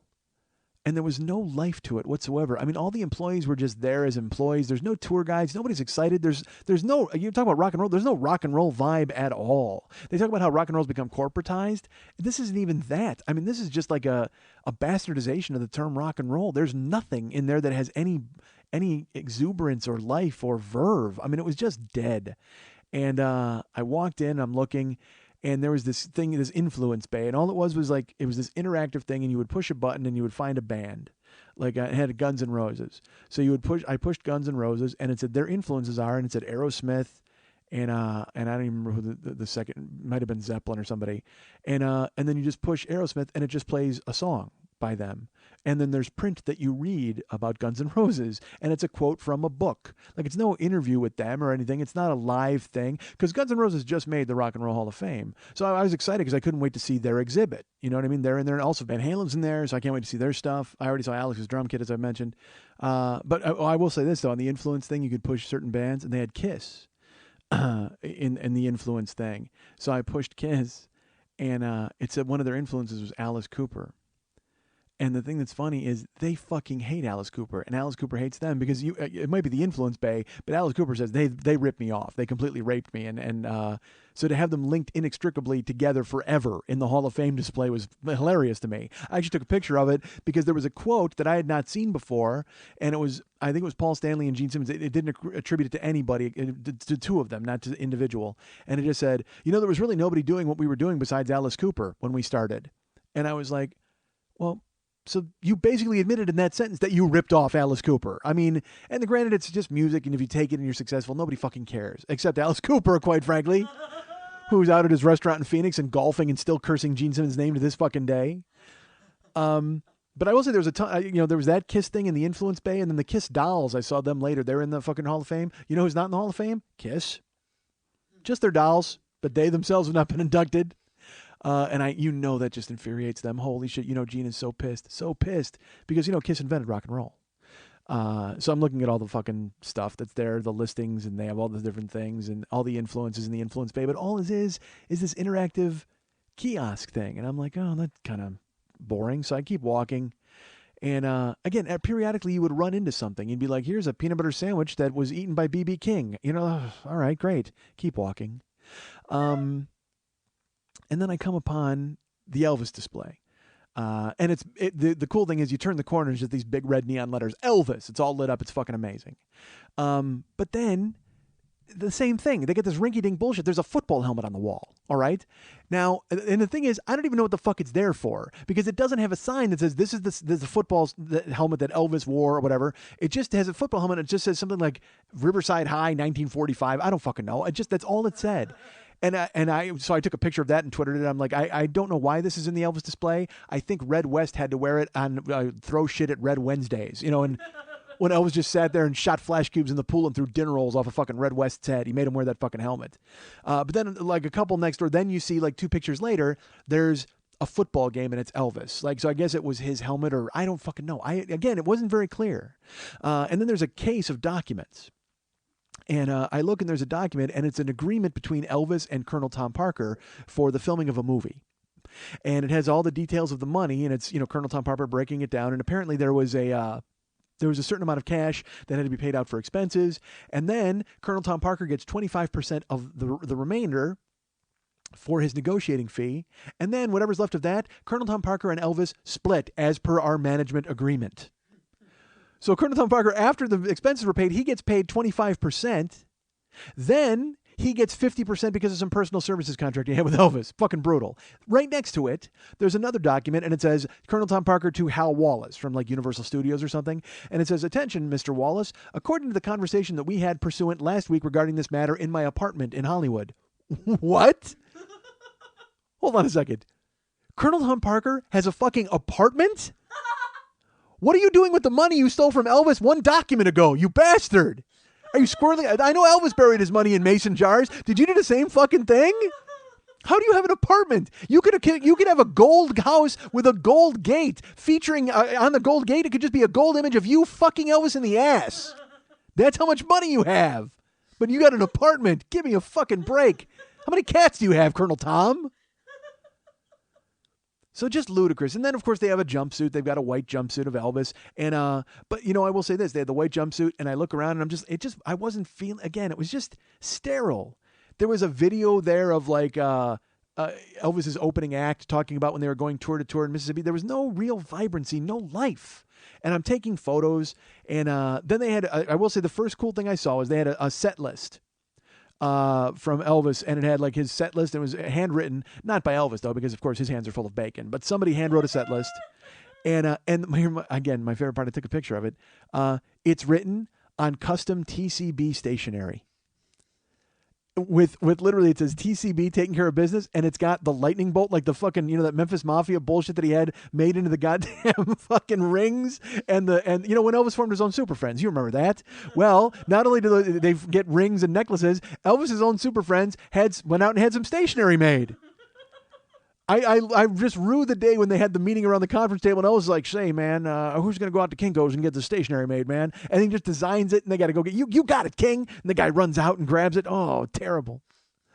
So it was just foolish. So I took some pictures, and then a woman drifts out of the shadows, a black shirt, one of the black shirts there at the Hall of Fame. And she's like, sir, there's no photos. I said, what? She goes, there's no photos here. You can't take any pictures. And she wasn't mean about it. And I was like, okay. And again, the place was terrible. It just had no life. And so they said I can't take photos. You know what it was like? As I walked around and you just saw people sleepwalking and not caring, and these dead employees, and it was just arid. It was like the bad mall in town. There's always the bad mall. You got the big mall that's very busy, and then you got the mall that just has like a Ross Dress for Less. That's what the Rock and Roll Hall of Fame is. It's this shitty Ross Dress for Less hall. I just didn't dig it. I'm looking around again. I'm not feeling anything. And I actually Twittered. I'm like, you know what? I guess I have to actually put my camera away and enjoy this experience now. Whatever. And I put my camera away. So I start walking through, and the whole experience is truncated. I will say that they've got, there's a blues window, and then a soul window, and then a heavy metal window. And in the heavy metal window, they've got like Rob Halford's jacket. That's where the Kiss dolls were. They had Michael Anthony's Jack Daniels bass.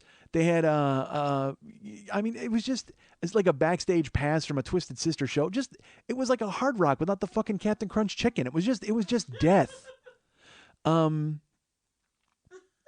I'm walking around looking at stuff, and they have videos playing. And I happened to be walking. I was right by like the 60s and 70s window. And they had a video playing on a loop, and I wasn't really paying attention to it. And all of a sudden, Joni Mitchell started to sing a song called California. And I was standing there looking at stuff that I didn't care about. I mean, all of it was just jammed into windows. And I guess it was okay, but it just seemed to be so rushed. There was no celebration of rock and roll in this building. It was just like, hey, look at all this shit we can jam into display cases. And it meant nothing to me or maybe even to anybody. I don't know. It just didn't seem to have any real life or touchstone to rock and roll itself or the vibrancy or the feeling behind it. And then I heard Joni Mitchell sing. I heard her sing the song California. And it wasn't the canned track from the Blue album, which is great, but it was her singing in the video. It was her live. And I cried because I heard her sing and it meant something to me. Looking in display cases at backstage passes and fucking, somebody's Carl Perkins' suit, and none of that meant anything to me because I couldn't find any sort of traction with it. I couldn't find any touchstone. And I love Elvis. It's funny. I do love Elvis, but none of that meant anything because he's become so silly, and the stuff that they had wasn't really personal. But when I heard Joni Mitchell sing, it meant something to me, and I teared up and cried. And it was so funny. It opened the floodgates, and it made me realize, you know what? Maybe this isn't about just walking by and looking at this stagnant exhibition of what they think is important. It's about going through and finding the things that are important to you. Finding the things that mean something to you, the things that touch you. Because I love music. Rock and roll, rap, soul, whatever the fuck. I love it. And to be in a building that would celebrate it actively and walk through and just completely dismiss it out of hand would be wrong. I needed to invest myself and find the things that meant something to me. So I did. So I walked through and I started to take real notice of things that I would like, that I enjoyed. There was an amazing display. Like I said, there are things that meant nothing to anybody, backstage passes, and I don't care. But you started to notice there were these handwritten lyrics all over the place, written on legal pads, written on notebook paper. There was a duffel bag filled, like an army duffel bag, like a giant army duffel bag filled with hotel room keys. And it was Timothy B. Schmidt from the Eagles and Poco. He had collected all of his hotel room keys from all of his tours. And then he gave that to them. And that meant something to me because it showed what he had to do to become who he was. Backstage passes, everything like that, you can find those. Those are collectibles. You can almost find them on eBay. But that kind of thing, that was really personal and very much of a rock and roll lifestyle. It was evocative of exactly what you need to do to get enshrined in a building like that, whether it had life or not. Just to be paid tribute to was enough. So I walked through and I started to notice, like I said, the handwritten lyrics. And I got into certain rooms. And again, there was ridiculous shit. All right, you would see it. That Michael Jackson changed music. He has the largest selling album. Just this amazing. You walk over and you know what the display is for Michael Jackson that I saw? They have the Thriller jacket. They have a glove. And they have a Wolfman mask that he wore on stage at some point during the Thriller transformation. That was it. Not even, you know what they should have? They should have like a nervous child standing there at all times, just waiting to be stolen. That would say more about who Michael Jackson was and what he'd done, right? But instead they got a jacket, a glove, and a fucking, I just have like a baby there or an empty crib. That would say something, right? Fucking monkey in a cage, anything. Just bring some life to this goddamn exhibit. I mean, I love James Brown. James Brown was he was life personified on stage. It was amazing to watch. But just seeing his jumpsuits on mannequins does nothing for anybody. But you have to find what you are interested in. You have to find the things that mean things to you. So I would walk through and I would see these handwritten lyrics. And again, like I said, there was How Do You Mend a Broken Heart by the Bee Gees on a legal pad. And you saw it in its origin, when it was created. And then there was London Calling by Joe Strummer and The Clash. And it's on fucking notebook paper. Notebook paper. I fucking write on notebook paper. That's amazing to me. Because we don't think of that. You hear music and you love it and it touches you and you hear it on the radio and you're like, wow, that's amazing. You don't think of where it started. You don't think of them hours upon hours and callus upon callus on their hands as they work the riff and they try to hit it just right and they go to try to record it and how many takes it took and creating the lyrics. And just so, think of your favorite song and think of the way the words go together and just know that didn't come out of nowhere. They didn't just fucking have a magic wand and touch it and then they recorded it. They had to work hours upon hours to make that happen. And in the case of some of them, they came up with them in 30 minutes. But still, it came from somewhere. It didn't just come fully formed. And to be able to walk through there and see those things and realize that, it really meant something to me. I mean, I don't need to see John Entwistle's costume on a goddamn mannequin. But if I can look behind glass and see the handwritten lyrics on notebook paper of Here Comes a Regular by Paul Westerberg, that means something to me. So I walked through and I started to really feel it a little bit. And there was a big screen and they were showing previous induction ceremonies. And then they, of course, the greatest one of all time, they showed Tom Petty and George Harrison's son singing While My Guitar Gently Weeps as Prince fucking shreds the place and burns it to the ground. And he's playing the solo and I just stood there and I watched it and I instinctively grabbed a guitar from the Metallica display, threw it in the air and walked out. Can you blame me? Can you fucking blame me? I walked through and I looked at ZZ Top's furry keyboards and all that shit because I kept looking. I was looking for things that would mean things to me. And I would go certain rooms. And I went into the Beatles room and the Rolling Stones room. Check that. They're not separate rooms. That should tell you all you need to know about the fucking Rock and Roll Hall of Fame. The Beatles and the Rolling Stones share a room. Like an older brother and a younger brother perpetually fighting for all eternity. On the right-hand side is the Beatles, on the left-hand side is the Stones. And they have like video and music, it's dueling, it's all playing at the same time. What the fuck? Ugh.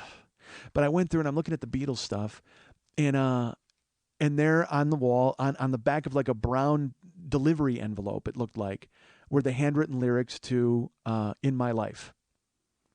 There are places I remember, you know that song with the Beatles, and it fucking killed me. It hit me right in the stomach. I'm like, oh my God, because that song's amazing. And then you read the origin, it tells you in the little sign. It started out where he was told to write about what he knew. So he started to write about growing up and a trip he took to his grandparents' house, and then he said it wasn't going anywhere. And then all of a sudden it dawned on him to start write in this style, and that's what came to him, and that's what he penned out. It's amazing to look at. I went over to the Rolling Stones display, and they've got some suit from the Tattoo You tour. Again, all that bullshit. But then they've got a letter, and it's prominent right there in the Rolling Stones display. And it's from a kid, and I think it was from 1965. And it was from a kid to the Rolling Stones telling them how much he hated them. And it was a note telling them, you know what, I write on behalf of 640 kids in my school, and we think you stink. You and your long hair, you English dogs, you're like animals. And you know what, why don't you go back out in the rain and walk around like English pigs would do? I mean, just this long, I think it was typed even. It was this hate letter to the Rolling Stones. And I, more than reading it and laughing, I just love the fact that they saved it. I love the fact that they saved it from 40 years ago and went, you know what? Put that in our fucking Rock and Roll Hall of Fame display. Just like, yeah. And I'm sure it wasn't them. It was contributed by somebody else. I don't fucking care. Just the idea that the band approved having that in there is fucking genius to me. I love it. And the fact that they have a hate letter from 40 years ago. Because it just shows you that, when I bitch about you guys sending me mean emails and being mean to me on Facebook, I'm just like Mick Jagger. In 2052, I'm going to be doing the same goddamn thing. When they have the Podcasters Hall of Fame, and they're going to print out all your fucking rude emails and all that bullshit and just put it right there. Actually, that's all my display is going to be. Let's be honest with ourselves. My display in the Podcasters Hall of Fame in 2052, all it's going to be is mean emails from you guys. And that's fine, I guess. It shows that I had a reaction of some sort. So I walked to the Beatles, and I will tell you this, the Rolling Stones stuff is there, but then they were playing them on a video loop, and they had them doing Sympathy for the Devil live, like above it, and you're just like, and then Happy, you know the song Happy? God damn it, amazing. And so I'm walking, but here's the thing, this is the dichotomy of the fucking Rock and Roll Hall of Fame. You see amazing things in the Beatles display, amazing things in the Rolling Stones display, you leave the room, and then you're in what I like to refer to as the afterthought hallway. Because on the right-hand side, there's 4 pictures of Otis Redding. In the middle, there's a display case that features some stuff from Todd Rundgren and Utopia. And on the other side, there's some stuff from Joy Division and New Order. Just jammed together in a plastic case. They're like, who fucking cares? You get all that Joy Division shit? Just put it in the fucking hallway by the Beatles in the bathroom. No wonder Ian killed himself. He knew the handwritten lyrics for Love Will Tear Us Apart would be reflected in the bathroom mirror every time somebody opened the fucking door. So that's Afterthought Hallway, but it didn't matter because, again, I see those lyrics was great. I walked through, I'm looking at stuff, and just to know that they worked in the same medium. I mean, look at notebook paper, whatever. Just that they were created. They didn't just exist. To see that they were created was amazing. And then you turn the corner, and then you're in Jimi Hendrix display, and there's Jimi Hendrix's couch. And it says right on the sign, this was contributed by Jimi Hendrix's dad, who said that Jimi Hendrix used to sit on this couch and play guitar. Oh, come on. Come on. Look, if it was exclusively Jimi Hendrix's couch, then we could call it the Hendrix Jimi guitar couch, whatever the fuck. But I've got a feeling that Mr. Hendrix probably sat on that couch and watched Leave It to Beaver a lot more often than Jimmy sat on it and played fucking guitar. So all that is a Hendrix family ass couch. That's all it is. It's a shame that the only groove from Jimi Hendrix in the Rock and Roll Hall of Fame is the groove from his dad's ass inside the Hendrix family ass couch. But then they got guitars, they got all sorts of stuff. They had some drawings from Jimi Hendrix when he was a kid. He liked football. So like he drew a USC Trojan. Like it's so weird, like these pencil drawings. I don't know what that has to do with rock and roll, but I guess if Hendrix did it, it should be in there, I suppose. Then they had a picture. It was great. They had a picture of like a king on a throne with like a knave, and I'm like, Jimi Hendrix invented Game of Thrones. That's fucking amazing. Jimi Hendrix invented Game of Thrones. No wonder he's in here. They had a display case on the wall. It had a Gibson Flying V guitar. It was Jimi Hendrix's guitar. And he played it on stage in 1967, and then he gave it to a guitarist named Mick Cox.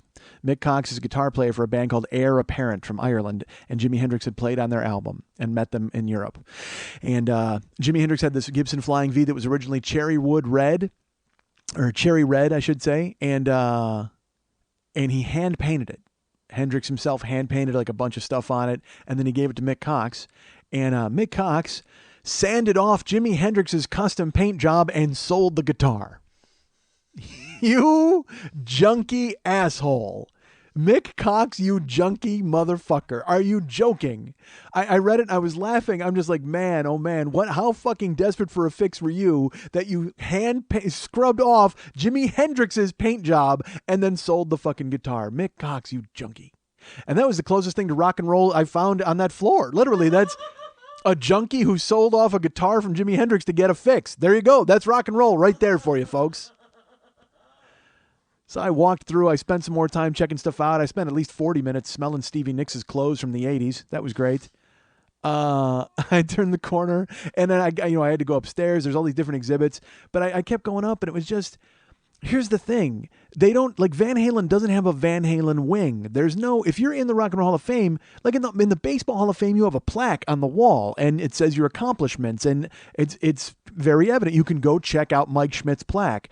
There is no Van Halen display. Like I said, the only thing they had was they had the Michael Anthony Jack Daniels bass and the handwritten lyrics to a song called It's About Time, which was on their second greatest hits collection. And it was when Eddie was fucking coked out of his mind and Sammy wasn't even talking to him, and they just fucking did the album in separate studios. I mean, it's just awful. So I get to the level where it says the displays are for the people from the Rock and Roll Hall of Fame honoring the people who have been inducted. And there's a red carpet, and you go into this room, and then there's just a big video showing clips basically from VH1. And then you walk up a ramp, and on the wall is, this is kind of cool. It's silver on black. It's the signatures of the people who are inducted. But I know for a fact Eddie Van Halen and Axl Rose didn't show up, so they created those signatures for them. And so they put them on the wall. And I took a photo of the Guns N' Roses one and the Van Halen one. But it's just this wall with just the signatures. It's not huge. It's not elaborate. And meanwhile, there's a wall playing VH1 clips. I mean, it was very underwhelming. Like I said, you find what you take. It's just literally the Rock and Roll Hall of Fame is a great metaphor for life. It's ridiculous. So you got to walk through and find the things that mean something to you and take them. So I went up and I asked a guy. I said, "Hey, is there a Van Halen exhibit? Is there anything else?" And he goes, "Oh, I don't think so." I said, "Why?" I go, "How can you have a Rock and Roll Hall of Fame?" And this is a guy with a black shirt. He doesn't want anything to do with me. Literally, I'm by a drinking fountain by the Ricky Nelson display. It's that cluttered. And I went to this guy and I go, "How do you not have Eddie Van Halen's Frankensteiner guitar? I mean, that says rock and roll. That's who they are." And he goes, "You know what? We might have it because they rotate exhibits out. It might be in the back. They keep things, they pack them away, and then they bring certain things out." And I'm like, that's crazy. That's crazy. I mean, I understand for the Baseball Hall of Fame because they got all sorts of pine tar bullshit. But how many people are in the Rock and Roll Hall of Fame? Get a window. Make one window for them and put the guitar in there. Who the fuck? Just do it. Crazy. So I walked through and I went to the other floors. I will say they had the some of the original Wall from Pink Floyd, The Wall, the tour in '79. And I got a photo of that, and they had the actual Schoolmaster balloon hanging off of it. And I went and I looked, and they had the little pink dummy. He's sitting in a chair with the TV. And I will say this, it's pretty, they have hand-painted stuff from, it's a statement from Roger Waters explaining why he wrote The Wall. And I've actually videotaped that because, again, they weren't chasing me down. Nobody cared. Nobody cared. Actually, and it's funny because I bitch about being a security guard, and you tell people to put their camera away, and they never do. You know what I mean? But it just felt like, you know what? I felt like doing something insubordinate. It's the goddamn Rock and Roll Hall of Fame. Stop me. But it was so depressing to walk through. And like I said, you take there's a snack bar with teenagers sitting there throwing straw wrappers at one another, laughing and giggling. And I'm like, you know that their parents are upstairs looking at the Grateful Dead bullshit. These kids are bored out of their skull. And so I saw everything, and then I was like, should I go upstairs to the Grateful Dead thing? And I'm like, I can't do that. And I go, fuck you, you're here. So I went upstairs, and it's, it had they typed all their lyrics, which was fun. They had to type the Sugar Magnolia and those sorts of things. And then there was the wizard robe right in the center. There's the Bill Graham wizard robe. And it did look pretty cool. I can't lie. But still, if you the Grateful Dead meant something to you, that's a great floor for you. But for me, could not care less. So I walked out. And I went to split. I went to leave. I went downstairs, and I think this says this should tell you all you need to know about the Rock and Roll Hall of Fame. The largest area, the largest single exhibit donated to one cause in the Rock and Roll Hall of Fame is the gift shop. They're selling guitars, they're selling plaques, they're selling CDs, they're selling T-shirts. It's the entire first floor. It's about a third of the entire first floor, and it's all dedicated to commerce. So it's funny. There's the Rock and Roll Hall of Fame, and so I liked it. You know what? When I saw it, I was like, that's not really the gift shop. I prefer to think of it as a nod to the great rock and roll swindle. That's what I looked at it as. And I turned around and I bailed. And I should tell you this, before I went to the Rock and Roll Hall of Fame, on my Facebook wall, some woman wrote, hey, Mike, are you interested in having dinner in Cleveland tonight? Or are you interested in getting together tonight in Cleveland? She goes, not for dinner or anything. We'll just bang around in your hotel room. My husband will come and watch if he wants to. And she wrote that on my Facebook wall. And I'm like, well, then I wrote her a private email, and I'm like, I'm in. Not for dinner. I'm happy to bang around in my hotel room. And again, your husband's happy. I'm happy if he wants to watch. And I gave her my phone number, and then she texted me on the way to the Hall of Fame. And she's like, I would love to have dinner. Where do you want to go? I said, because I said I wanted to go to Lola. It's this fancy pants restaurant. And she's like, I'm in. Reservations are at 5:15 or 8:30. I said, 8:30 works great. She said, done. So I got back from the Hall of Fame, or from the Hall of Fame to the hotel, grabbed a shower, got dressed. And Lola was half a mile, not even a third of a mile from my hotel. And I went and met Ann, our friend Ann Zill, and her husband, Joe Vilwalk. And they were waiting there in the lobby for me, which was nice. We went and sat down, and they had a booth for us, like an amazing raised booth. And our waitress, Nicole, was lovely and kept touching my arm and my shoulder, which I did not order that, but I would have if it was on the menu. And I was going to tweet for everybody. I was going to tweet dinner and stuff. But, man, you can't do that when you're with people. That's ridiculous. I tried. I mean, I would say to them, I go, hold on. And I'd compose a wonderful tweet. And then I would take a picture of all the food, and I would send it.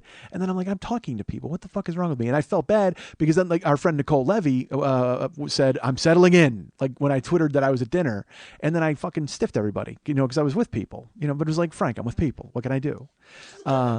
But I talked with Ann and Joe, and they were really nice. And Ann has just started listening, I think. She's been listening recently. She loves Gil Martin's podcast. She loves Paul's podcast. She hasn't caught up to me on there yet. But Joe has been listening since Never Not Funny. He's known me for a long time, and that was really great. And he actually had recommended the room I went and performed at. He did. A couple of people did. I mean, he was one of them. This other guy, Steve, did too as well. Steve Webster, who I'll mention in a moment. So we had dinner, and it was really great. I did Twitter some stuff, and then they were like, it was funny. They brought us some free risotto. They brought us all this food. They were treating us amazingly.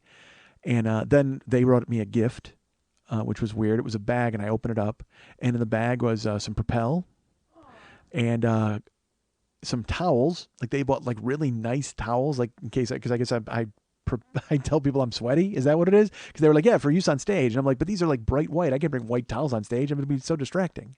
But thank you. They were really nice. I used one today, as a matter of fact.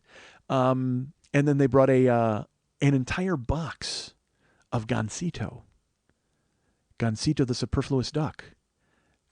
His Mexican snack cakes. Yeah, they dug up an entire box of snack cakes. And I was like, man, I'm fat, but I'm not that fat. So I opened it up and I took 2 of them and I said, here, take the box. And it's funny, then they ate them and they saw me at the show the next day and they were like, we don't care for Gansito so much.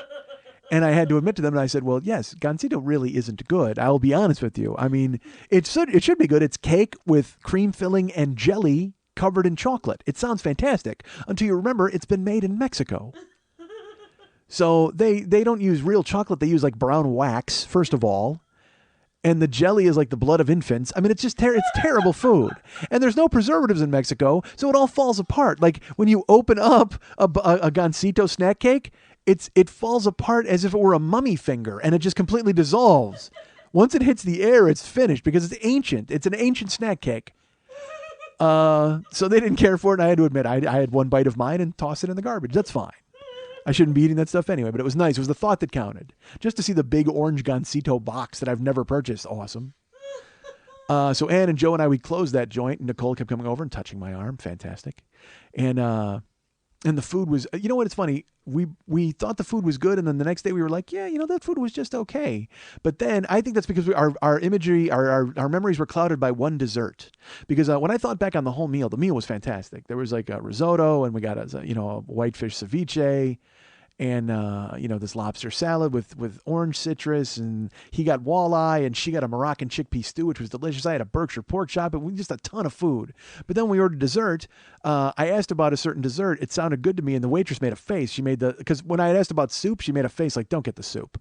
So I said, that's the don't get the soup face. And she's like, I don't know. But she goes, I wouldn't, but that's fine. But then there was a dessert, and she made the I won't get the soup. I go, oh, that's the I don't get the soup face. And I go, but that sounds great to me, because it was apricot sherbet with pepper crust, and then like chocolate and a sesame ganache.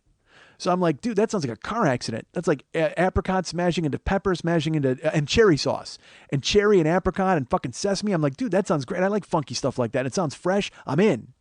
So she brought the dessert, and dude, there was the apricot, and then the fucking chocolate was just like an almond roca thrown on the top, and then the sesame ganache. It was not a ganache. It was a sesame tweel. I'm a fat guy. Don't try to fucking slip this by me. So I said to them, and we're eating it, and I was like, and the pepper crust tasted like bad pie crust. And I'm like, this is not good. This is a confusing dessert. Because I had called it the apricot car accident, and it truly was. Like, as we're eating it, I'm like, this doesn't make any sense. So I called Nicole over, and I go, Nicole, this is, and she goes, well, she kind of made a face. I go, I know. I go, look, you told me not to get it. I get that. I go, but it's wrong. She goes, what do you mean? I go, that's not a sesame ganache. I go, that's a sesame tweel. She goes, yeah, that's a tweel. I go, it says sesame ganache on the menu. She goes, are you sure? I go, yeah, I don't forget these things. So she got the menu and she opened it up, sesame ganache. Because a ganache is like a mousse, like a, so I said, yeah, that's incorrect. She goes, oh, that doesn't make any sense. And so we didn't eat it. We ate the other 2 desserts, and they didn't take it off the bill, which is fine, because she did warn me not to get it. I mean, she did, so... but then the bill came and fucking Joe scooped it up. So I don't even know. I had no idea. I was furious. And I go, Joe, I wouldn't have ordered 9 desserts and 10 appetizers if I knew you were fucking paying. And he's like, so they paid. Because Joe doesn't speak. That's how he, Well, Joe is like, I was really shocked, because Joe, he weighs like 91 pounds. And he kept eating and eating. And I'm like, how do you weigh that much, dude? He looked like a color forms person. He was like, you could stick him on the booth. So thin. So we had dinner, and that was great. And, then I went home. It was Thursday night. I went back to the room, and I knew the next day I had to study. I got up Friday for the show, and I got ready, and I took off and went to the show. And the theater was like 7 miles from the hotel. So I took a cab and got there on time. And my name was on the marquee, which was great. It was like this light up, LED marquee, and it said L.A. comic Mike Schmidt, April 27th, in case they thought it was the baseball guy or whatever, I guess. And so I showed up, and I went upstairs, and Don was there, Don Mitri, who runs the Big Dog Theater. And his wife, Jen, was running tech. So I gave her beat sheet and we went down. It was a gorgeous room. I mean, it was huge. It was just so many seats and a big stage. I only wish I could have sold more seats to have it a better, representation of the venue. But they were really nice. Don and Jen were great. We did a sound check. I went upstairs. People started to drift in. And just before the show started, Jen comes upstairs. She goes, "Hey, I have a question." I go, "What?" She goes, "There's a guy downstairs, Steve Webster." Oh, yeah? She goes, "He's saying that, like, he found the venue and something about Kickstarter and he should be on the list and he doesn't have to pay. Like, he just gets in or something." And I go, "I should comp him. Just let him in." She goes, "Yeah." And I go, "Yeah, just let him in. I'm sure it's fine."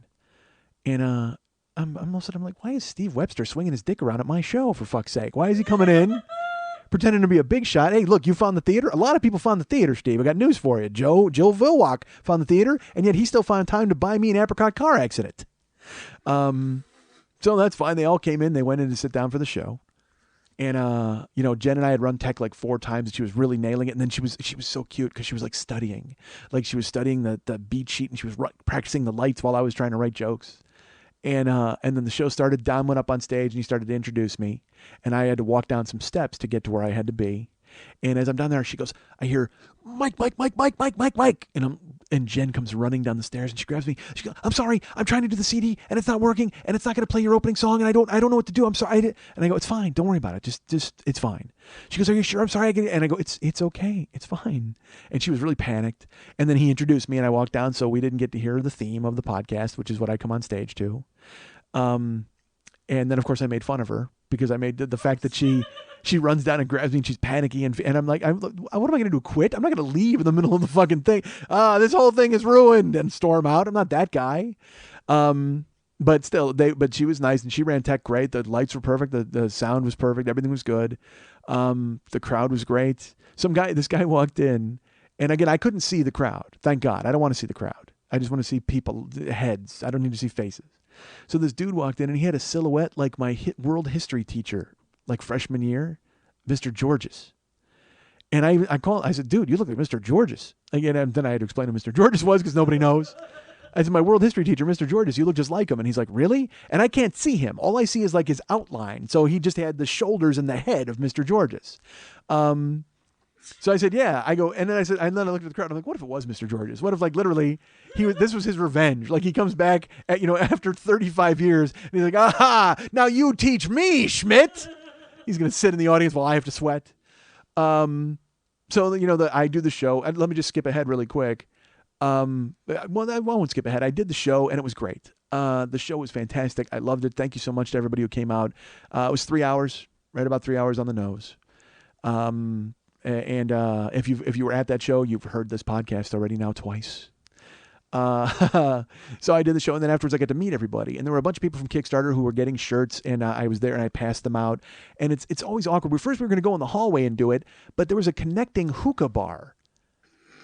It was like the Don's Big Dog Theater was in the same building as a hookah bar, and they were separated by like a hallway, like a tiny hallway. There were bouncers outside with fucking falafel sandwiches, and I'm like, dude, we can't fucking stand out here. So I asked Don, I go, "Can we bring everybody back in?" He goes, "Yeah." So we brought everybody back into the showroom, and Don comes down, he goes, "You want us to put on your background music?" And I go, "Yeah, absolutely." So he put on my CD, and I met everybody. I signed autographs. By the way, people want me to sign their shirts with the paint pen, which is really cool because I bought those paint pens for that reason. I've now ruined like 4 shirts. Like I signed shirts for Leanna Dixon. I signed a shirt for Steve Webster there at the show. And I signed shirts for Christine. Our friend Christina was there. Well, she's not our friend. I mean, I met her there. But now she's our friend.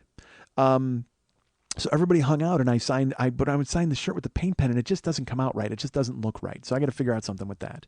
But I met everybody and then they lined up. This guy, Jay, comes down and Jay was the guy who came up with Hot Clown.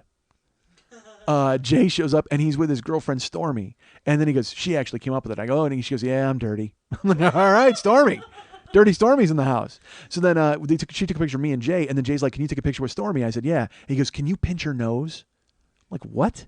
He goes, "Yeah, just like pinch her nose, like hold her nose." And I looked at her and I go, "Is that okay with you?" She goes, he'll be happy forever. And I'm like, okay, I don't know what that means, but let's do it. So some weird fetish they have where I just reached ahead and I pinched Stormy's nose in the photo and there you go, done. And he's like, "Yeah, all right, good for you, Jay." So I met a million Steves. I met a bunch of Steves who were there. People came from Detroit. John came all the way from Toronto. A guy named John came from Toronto and he's seeing me in Toronto as well. I met an Elizabeth. I met. I'm trying. Again, folks, I apologize. I meet so many people, and I'm trying to remember the names. But Joe and Ann came, and they brought their neighbors, and they were very nice. They approached me, and then they said, "What are you doing tomorrow?" Because I had mentioned on stage, I was like, "Yeah, you're taking me to the airport tomorrow, right?" Just being an idiot. And then they said, "Hey, if you'd like to have lunch at Melt tomorrow, and then we'll take you to the airport, we would do that." And I said, yeah, I would absolutely do that. So Ann and Joe decided we were going to have lunch on Saturday, and then they'd take me to the airport, which was great. John, who came and saw me in Chicago, John and his friend, they had come to see me in Chicago, and they came out to this show, and then they said they're coming to Detroit and Indianapolis as well, which is amazing. Once Detroit is booked, don't freak out. I haven't booked Detroit yet. Derek came out to the show. Derek had seen me before as well. Stacy came out with her. I think it was her husband, because he's trying to find the song from Mad Mad World, the Ice Cream 31. Ice Cream 31. He's like looking for it desperately for me, so he's going to find it. I think he had it, and he's going to put it in Audacity and fix. I don't know. All I know is Stacy was there, and it was very nice. That was cool to meet her and her husband. I think his name was John. I met a lot of Johns. I met a lot of Steves. I met a Carlton. I know that there was a Carlton. I know there was a Chris Cavolo. She was there. It was amazing. John, I met some Johns. I met a ton of people that were there. You know who was there? Kathy Bowman. I think it might be Bauman, but it could be Bowman. Kathy is the Kathy from That's My Process, Kathy. On the Father's Day show. Kathy came out to the show, and so she was there, and it was really great. And then she wrote me a nice note afterwards. She had to take off. It was nice that she met me and shook my hand, and we got a picture, I think. But then she wrote me a nice note afterwards. But I guess she had a tough day that day, so I'm glad that it turned out to be okay at the end. I didn't ruin it completely at the end. I saved it, I think. And then I met Christine, who I don't know if she wants me to say her last name or not, but Christine was at the show, and this was kind of funny. She comes up, and I shook her hand, and then she's like, "Hey, can I get a hug?" And I said, "Sure," because I was hugging people, whatever. And I picked her up. I gave her a hug, and I picked her up, and then I put her down, and she's like, "Whoa!" She goes, "That was like getting the move."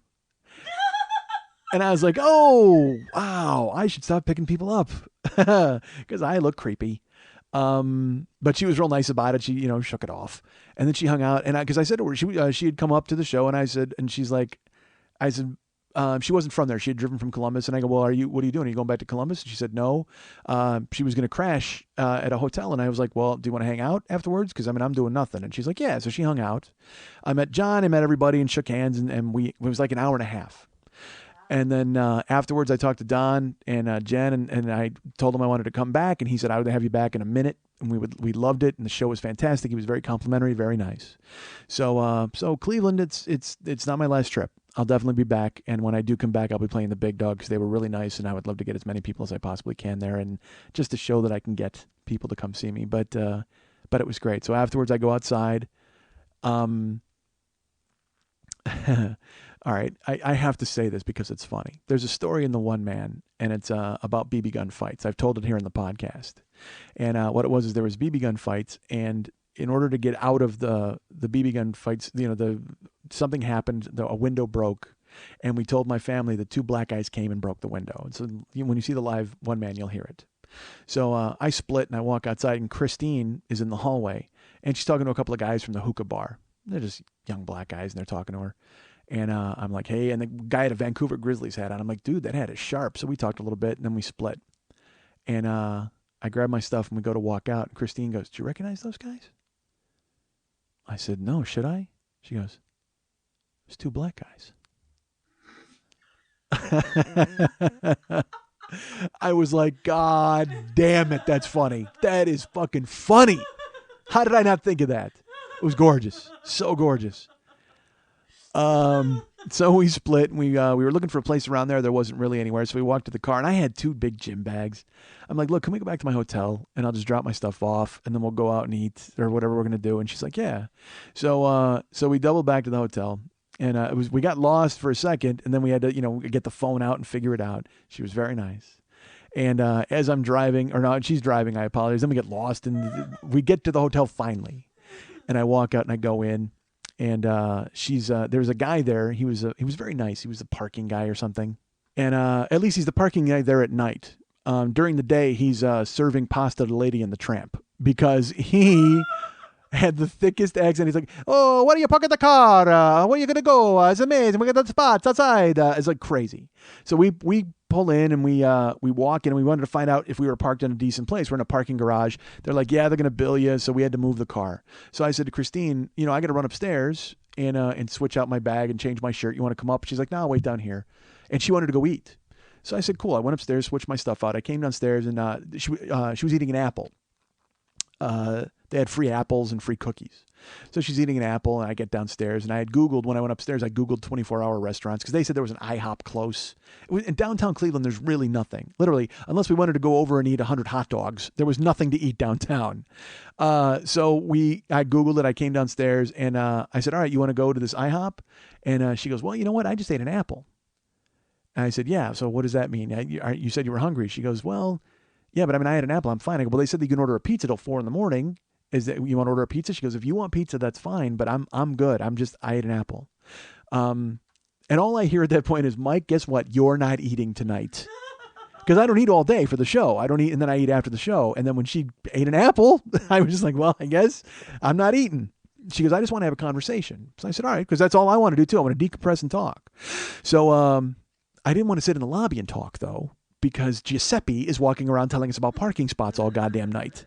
And I didn't want to stand up and trip over his mustache. So he comes over to talk to us again. He's like, "Hey, da-da-da." And I'm like, "Abundanza, leave me the fuck alone." I go to the desk and I go, "Hey, is there anywhere we can talk that's not the lobby?" And she's like, "What do you mean?" And I go, "Anywhere that's like a conference room." And she goes, "Well, we have a computer room." And I should tell you, this guy was really nice. It's just that he was, because it's 4 a.m, he wants to be nice with us. Or it was only like 1:30.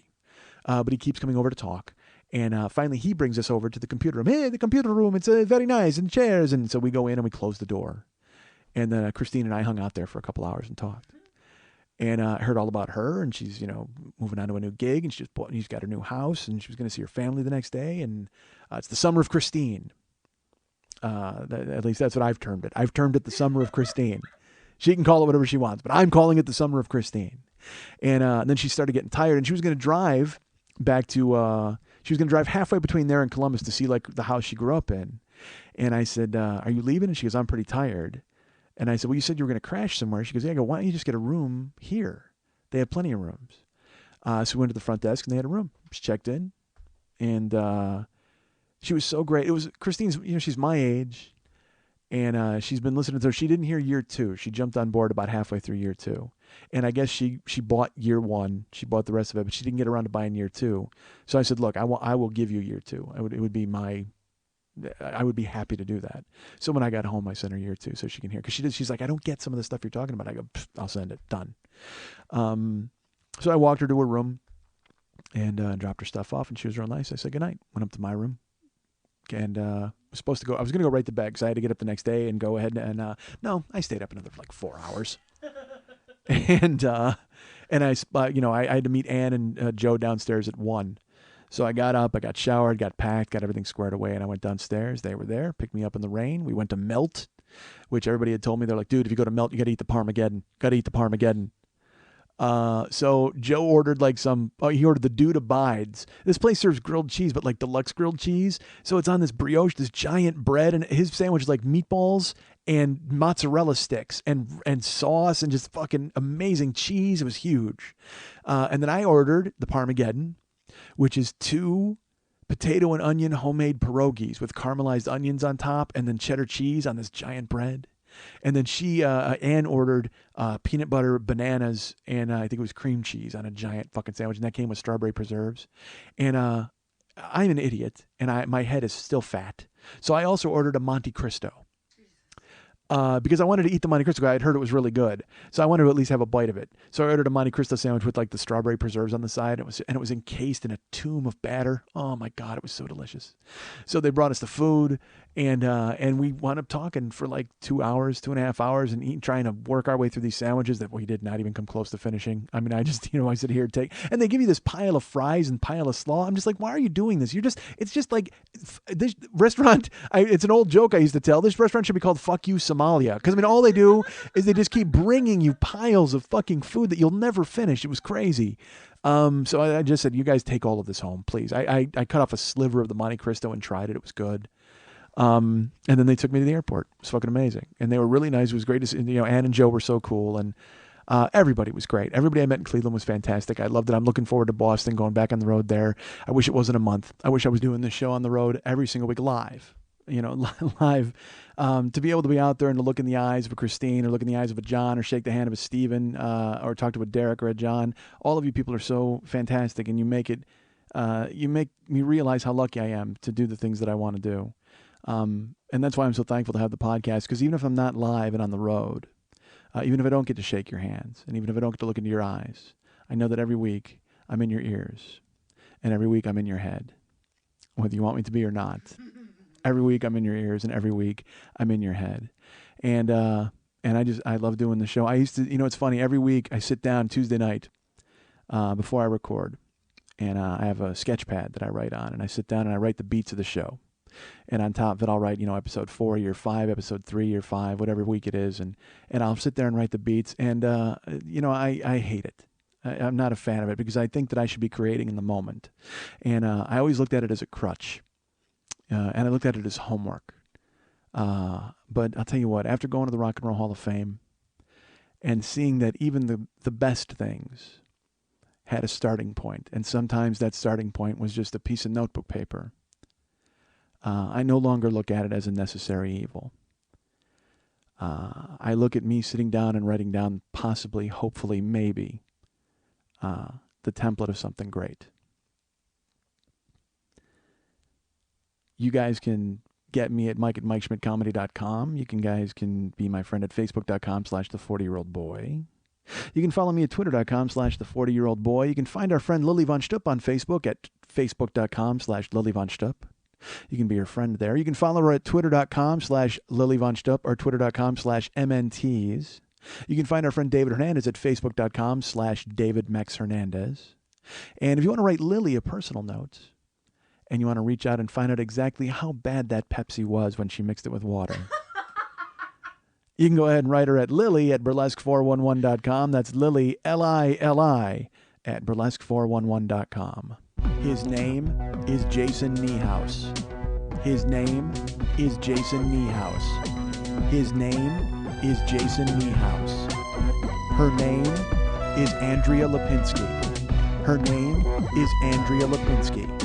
Her name is Andrea Lipinski. Want to remind you folks about the Monday Night Teas every Monday night at the 3 clubs on Santa Monica and Vine. Not last week. It was dark. There was nothing there. Well, there was a movie or something filming there, but not a Monday Night Teas movie. That's coming next year. I can't wait for that to happen. But I do know the producer of that show. Well, not of the Monday Night Teas movie. She's been iced out. They took it from her. But the producer of the live Monday Night Teas is our friend Lily Von Stupp. Hey, Lily. Hi, Michael. How are you? I'm good. You're bouncing around. I am. You're a little bouncy because I made you sit here for 9 hours as I recorded the show. It's been a long time, folks, and it's been a long time since I rock and roll. Ha ha. Lily Von Stupp, last week no show, but that means your creative juices are so boiling over for this week's show. Who's there this week? Is it a theme show? It is. Oh my God, what is it? Diamond Lil's Gold Rush Follies. Diamond, are you Diamond Lil? I am. I should hope so. Diamond Lil's Gold Rush Follies. Fantastic. So you're hosting? I am not. The fabulous 6-time award-winning magician Pop Hayden is hosting. I remember that dude. Yes. I think I saw that dude once. He's amazing. Phil Van T will be there. Kate Fox is performing. Bella Luna is singing. Angie Cakes is dancing. Sassafras is dancing. It's just Glama Sutra. It's going to be great. And sarsaparilla for everybody. No. What about Old Panther? Will you have Old Panther on deck? No. There'll be drink specials on Old Panther, ladies and I gentlemen. believe we're trying to get an absinthe drink because there's going to be a little bit of steampunk in it too. Okay. So we thought a nice absinthe special could be fun. Sounds to me like there's specials on Rotgut. So come on in for Rotgut, Old Panther, and sarsaparilla.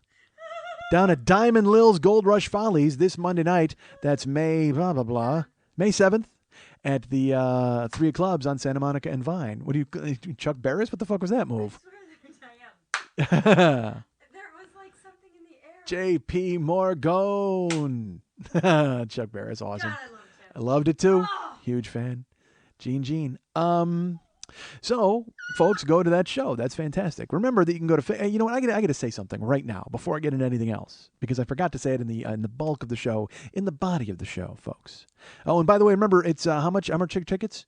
$15 in advance at brownpapertickets.com. $15 in advance, brownpapertickets.com for the Monday Night Teas. But again, if you have no ticket and you show up and there's seats, if you smack Lily in the ass, you will get one free. So, I think there are.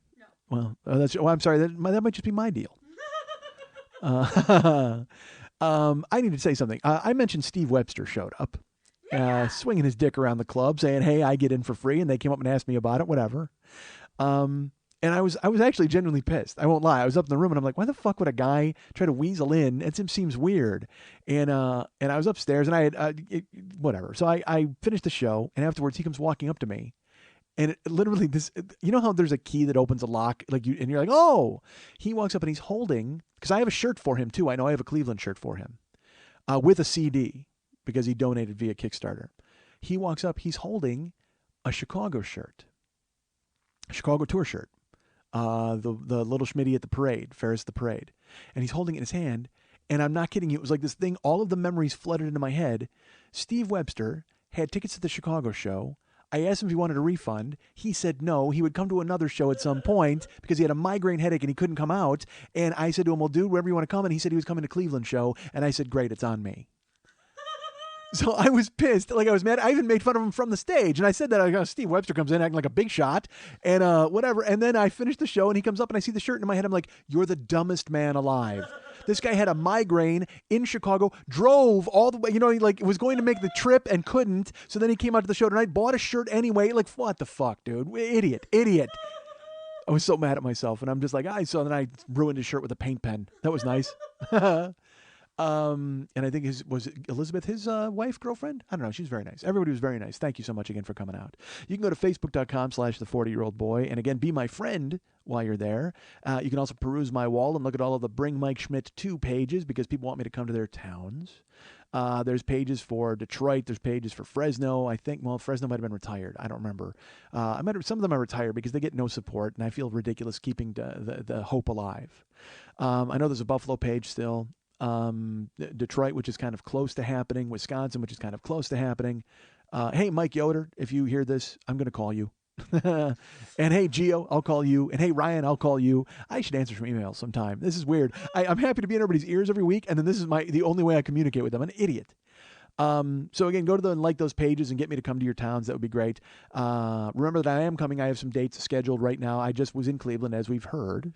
But June 1st, I'll be in Boston at the Cambridge YMCA Theater. Tickets are still available. Tickets are moving, which is nice, but tickets are still available for that show. I would appreciate it if you bought some tickets and come out. The show is evolving. Cleveland made me think of some things as well. So there may be a little different show in Boston and then a little different show as the weeks go on.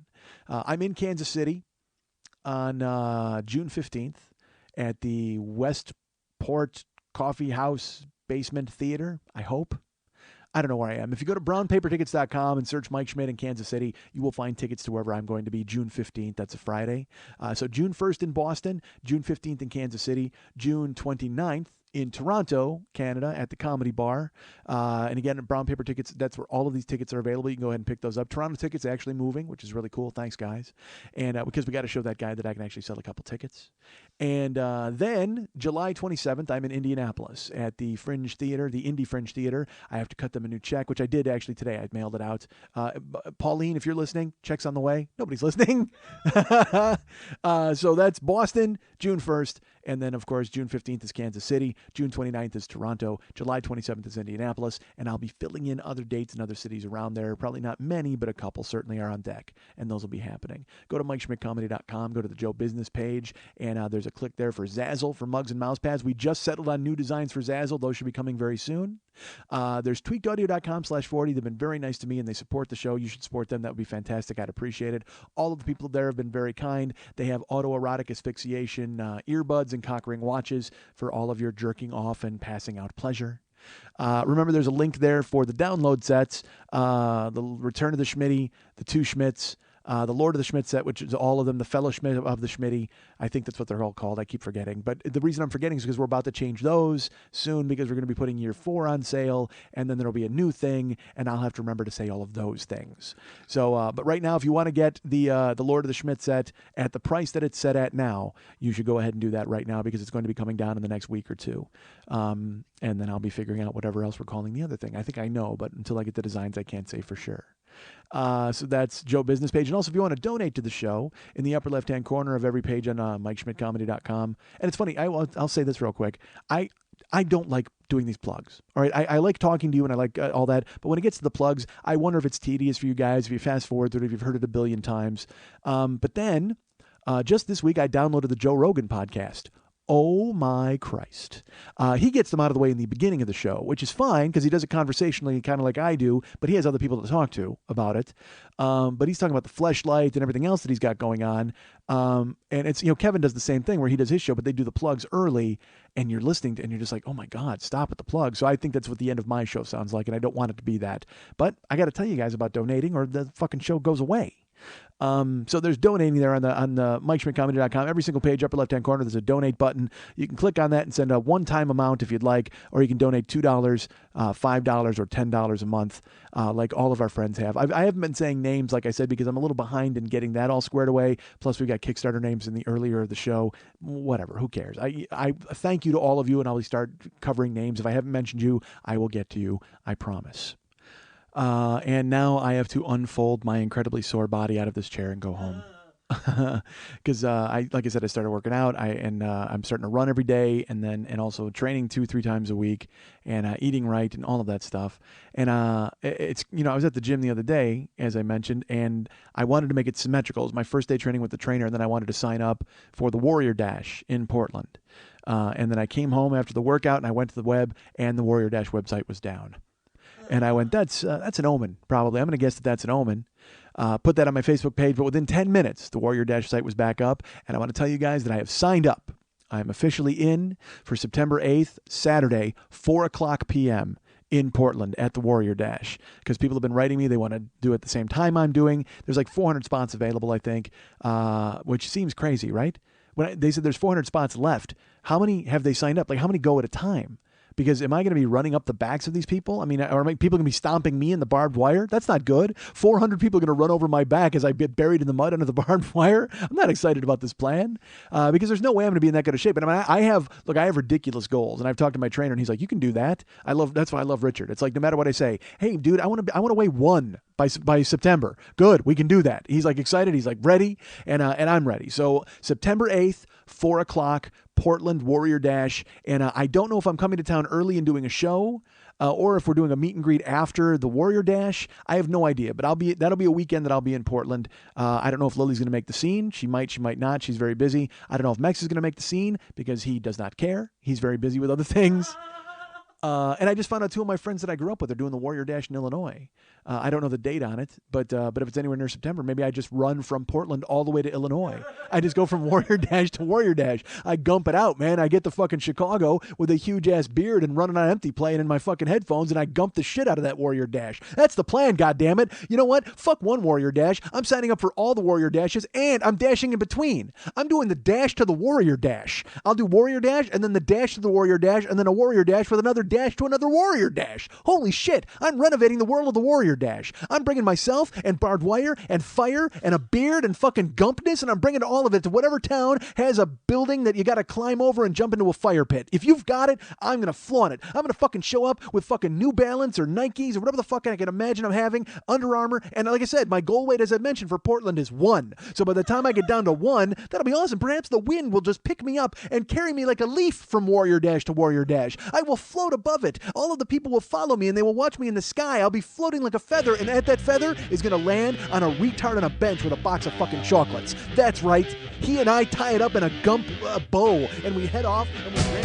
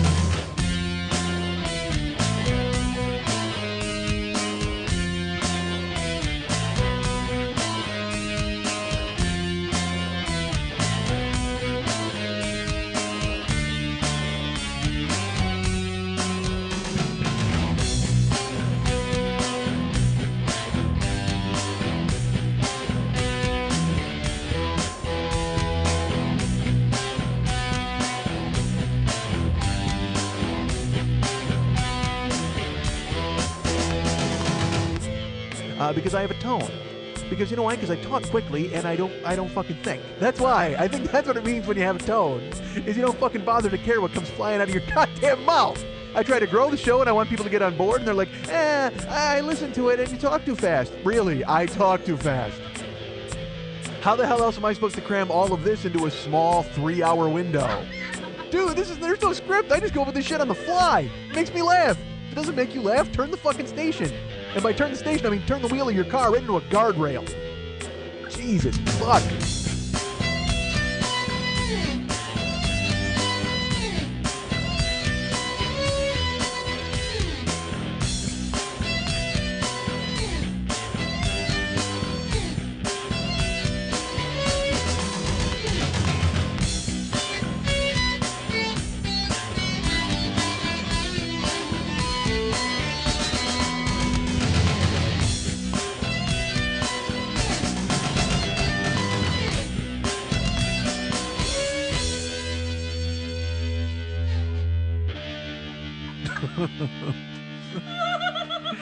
Hey, where are you going, boy?